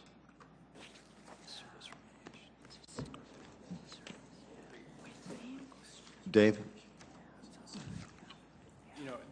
There has been some remediation done, but there's 2 different levels, essentially, of remediation. One is to simply basically secure the site where there's no more leakage of the contaminants so that it essentially stops what's there from leaking over or going into the air. That's what was done as part of the original cleanup. Now, it's always been known that as part of that once development occurred, once you start digging into the soil, those contaminants need to be cleaned up then to have any sort of actual use on the property. Okay, then how many more properties do we have around the city that are like this? We're hearing this on 41st Street with Costco. Now we're hearing more and more down here when we had already cleaned these properties up. How many more times are the citizens going to be asked to clean up properties? I don't have a specific number as to the exact number of properties that may be eligible. This is certainly a site that has had a lot of industrial use on it in the past, and the South Grange Avenue site was an industrial use, and so I guess I can't specifically answer your question as to the exact number of properties that are. David, I don't think that Councilor Anderson Jr. was asking for a specific number. I think just to give a flavor to the people of Sioux Falls, what's the propensity of this to happen in terms of maybe downtown Sioux Falls and then looking elsewhere? What is it going to look like out there? I think, I think in large part, and perhaps there's another member of staff that can assist me with that assessment, but in large part, I think for the most part, the city is largely greenfields and hasn't had a lot of industrial. But there are areas, such as the South Grange area and the downtown area, and then some potential areas along West 12th and things like that. And until we specifically get into any one of those sites, we don't know exactly what's in the soil. Councilor Anderson Jr., follow-up, sir. So I guess Darren or yourself might be able to answer this. With this TIF, we're saying extraordinary costs associated with developing the property. Do we have a specific list of what extraordinary costs there are and how much of the TIF is going to be utilized for each one of those? Yeah, yes, we do actually have eligible project list within the TIF project or the TIF project plan here. Specifically, I can answer immediately that soil remediation and site preparation is $838,000 of the cost. Dewatering, monitoring, and treatment is just over $500,000 of the cost. And that's essentially to neutralize the site. That's to make it a level site with developing essentially a greenfield on the outskirts of the city. And this doesn't have anything to do with the development. It's just very disappointing that I've been on the council for 5 years now. I remember when we did Phillips to the Falls, and it was sold as something that was going to be done when we actually got the remediation done over there. And now I'm hearing not only in this area, but in Falls Park North, we're actually doing another remedial study. And it's frustrating. I guess I'm trying to get my arms wrapped around it. I guess I'm for making sure that we clean up these properties, but if we're going to do them, I hope in the future that we don't just do surface cleaning. And if we are, then it should be stated that it is going to be surface cleaning. To continually come back and have to clean these properties up multiple times is not good utilization of our citizens' money. Thank you, Councilor Anderson Jr. Councilor Enneman. You know, as a person that is likes to study a little bit of South Dakota history and understanding that this is part of one of the first areas that really developed in our community was down along this area and along the North Main area. It is a prime example where our forefathers really were not very good stewards of our property, and good planning on the part of the city and stuff like this. Some of the issues that we have dealt with, I think, is a prime example of why we do need to have city planning and why our staff is doing a pretty good job of it. Again, we're just compensating for the past history of our forefathers. They were not good stewards of our land, and this is another one of those cases that's proving it. And if I'm not mistaken, this isn't where we have the clay cap area either that we always refer to. This is the clay cap area is in that green space just to the east of Phillips Avenue there. So it is a real pain. I agree, Councilor Anderson, to continue to deal with these. Unfortunately, it's the state the cards that we were dealt at this point in time, and I think we've done a pretty good job up till now, and we do need to be good stewards as we move forward. I definitely agree. If I could answer Kenny's response. First of all, I could probably almost guarantee any time you open a hole in the downtown area, it's contaminated. I mean, I don't care if you see water, it's contaminated. You see soil, it's contaminated. I've done a little bit development downtown. I'm batting 100%. I got all contaminated soils that I had to haul out, take it to the dump, take it to different areas of the town. So to say first of all, if you had to dig everything out and make it perfectly clean, the city couldn't afford it because it's going to be so expensive. And the best thing to do, because you don't know where the development's going to be taken, is cap it, which this is done 4 feet down. Once you get below 4 feet, you got all kinds of contaminants down there. Somebody asked me today, well, what are they?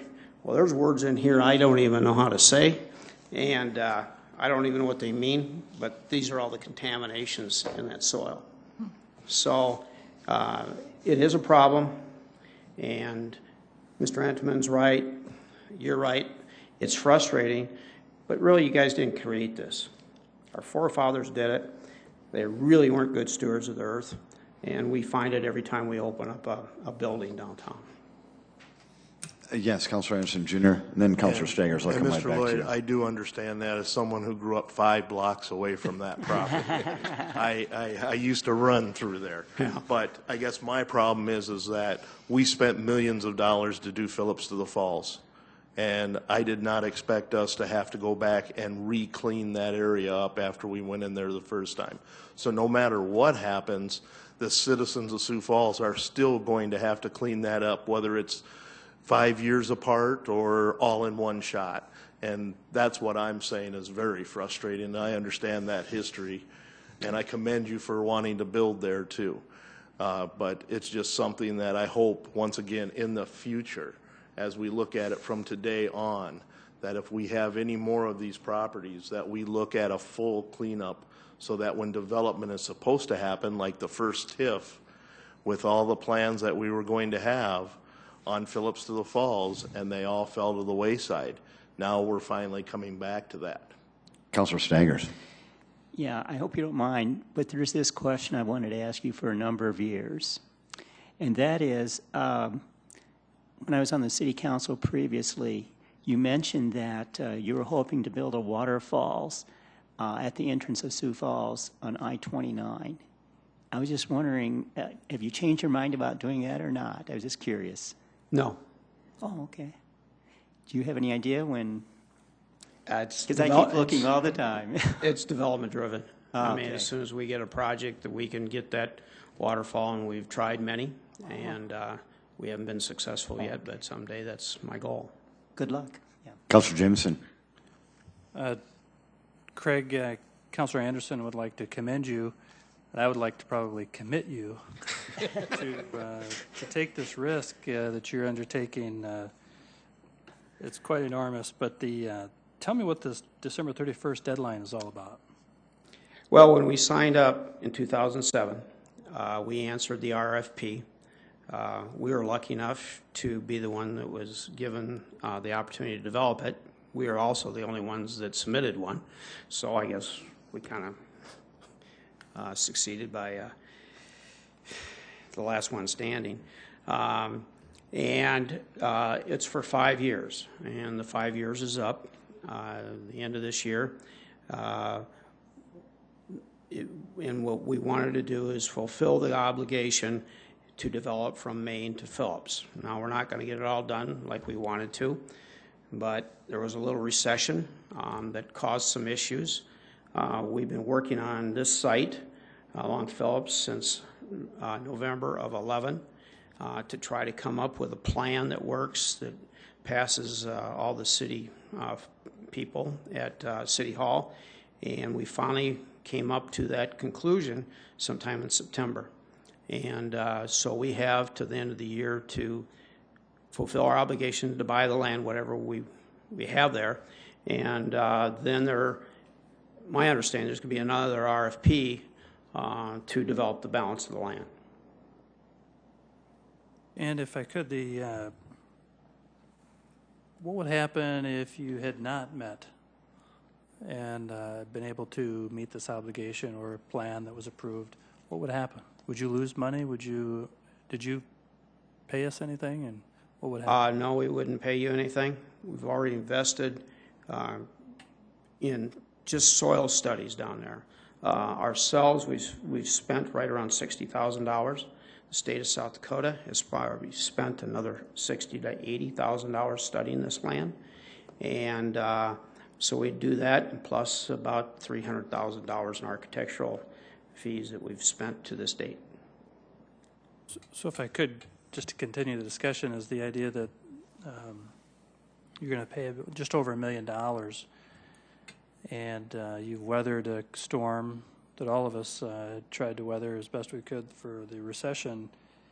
And so I guess the options for the city are that if we were to deny this, we could reissue an RFP for this area. You would have been timed out and lost some investments that you've made into the development. So the question would be whether or not we could get another $1 million bid from somebody. I think I'm not interested in doing that, but I'm trying to understand the situation and the decision at hand here. I support the redevelopment of this completely and admire you for your courage to do it. I think it'll be great for our community, but I just want to make sure I understand the decision we have at hand, and I guess thanks for your input. Darren, I'm going to have you answer that question. I don't know if it's appropriate for Mr. Lloyd to answer it. It's a very good question. Yeah. So, Darren, would you mind answering that for Councilor Jameson? Yeah, I'll answer if I'm understanding right, and I'll be brief. I think the way we're approaching this is we entered into an agreement with Mr. Lloyd. When I say we, the city, when this RFP was awarded to him, and it included a series of deals, so to speak, for parcels of land that would be developed. And we met with Mr. Lloyd earlier this year, and as we saw the conclusion of this RFP coming up, the award expiring on December 31 of 2012, we talked to him about, hey, what can we focus on here? What can he focus on in terms of seeing development happen there in that area as we all intended, including Mr. Lloyd. And this was the project and the parcel that we focused on. So I think it's keeping our word with the agreement, the original agreement, which I think we were and are legally obligated to do. And with the remaining parcels that were part of the original RFP that will not be developed as part of the original RFP, we will be issuing a new RFP in early 2013. And I apologize for saying RFP 9 times, but that's what we'll be doing. Good question, Councilor Jameson, and good explanation. Councilor Aguilar. Well, maybe while Darren's up there, when this happens, when the city itself is selling land, is the amount put into the RFP that's accepted, or is it by current land prices?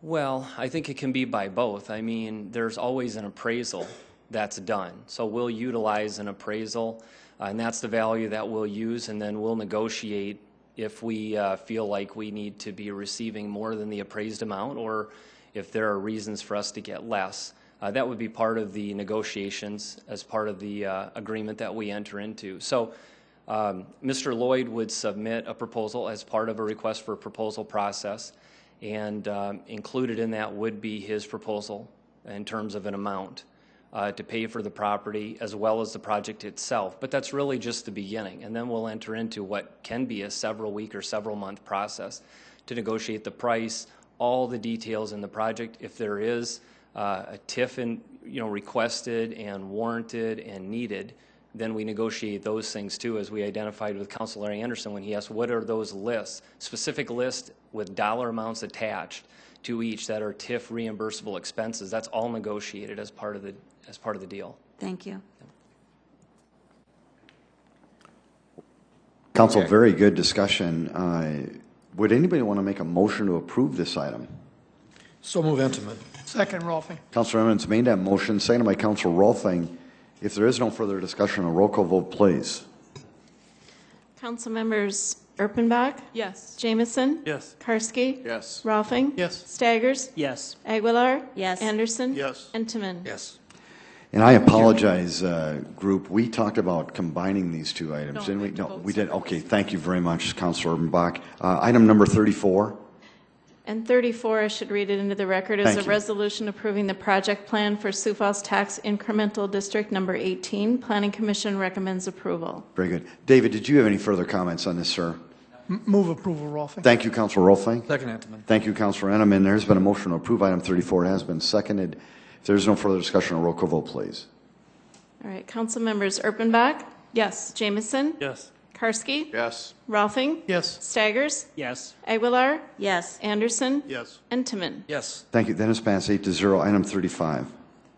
This is a resolution establishing the City of Sioux Falls legislative priorities for the 2013 state legislative session. Welcome, Jim. Good evening, Jim David with the City Council Office.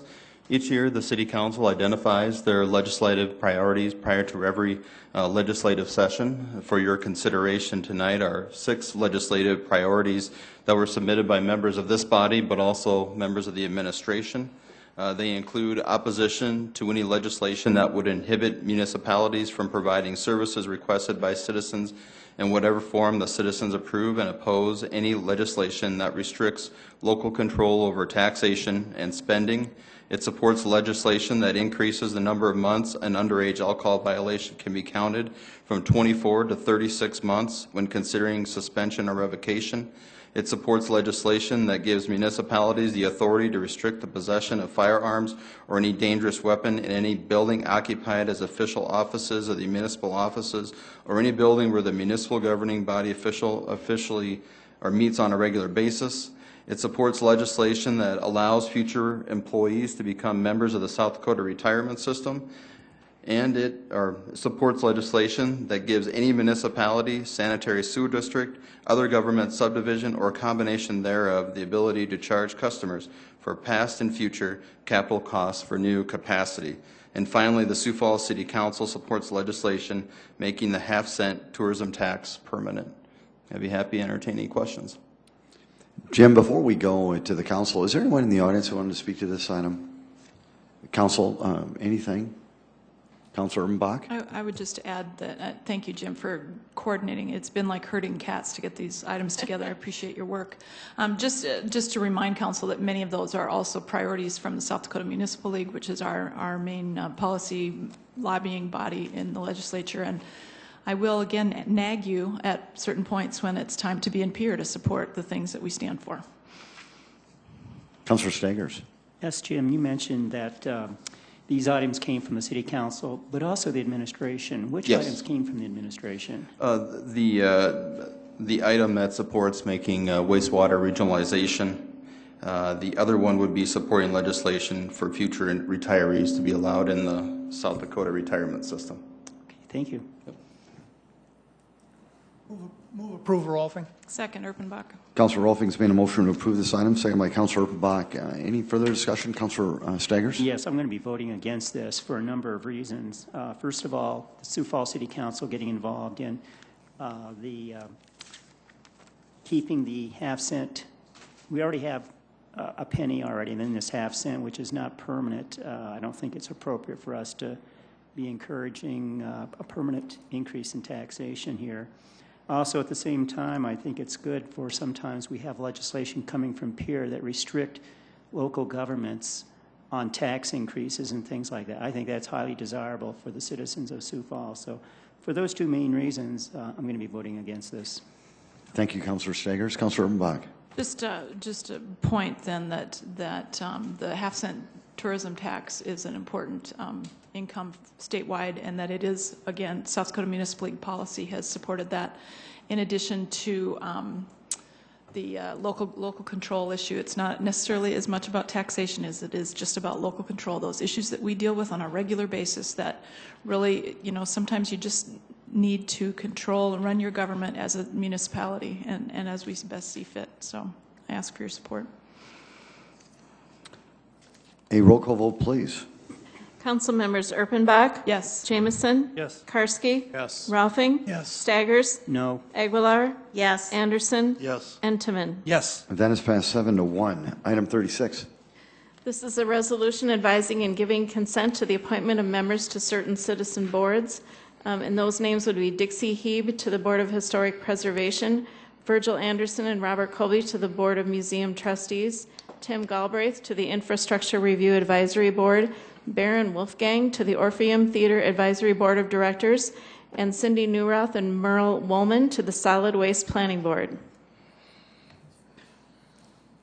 Council, would anybody want to make a motion on this? Move approval.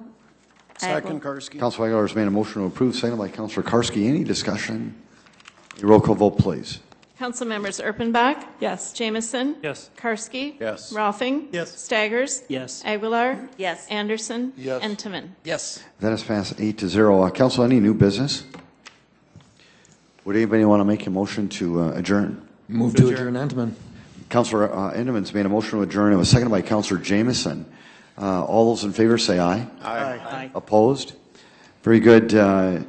Folks, the City Council, they've been here way before 4 o'clock, and it's now almost 7 hours later. People, I just want you to be aware these folks work for a living. They take care of their families. They have surgeries every now and then and come back in the spirit of public service. They're tired, and they should be commended. Thank you so much for being here tonight, City Council. You did a great job, even if it was tenuous, but this meeting is adjourned. Make it a great evening.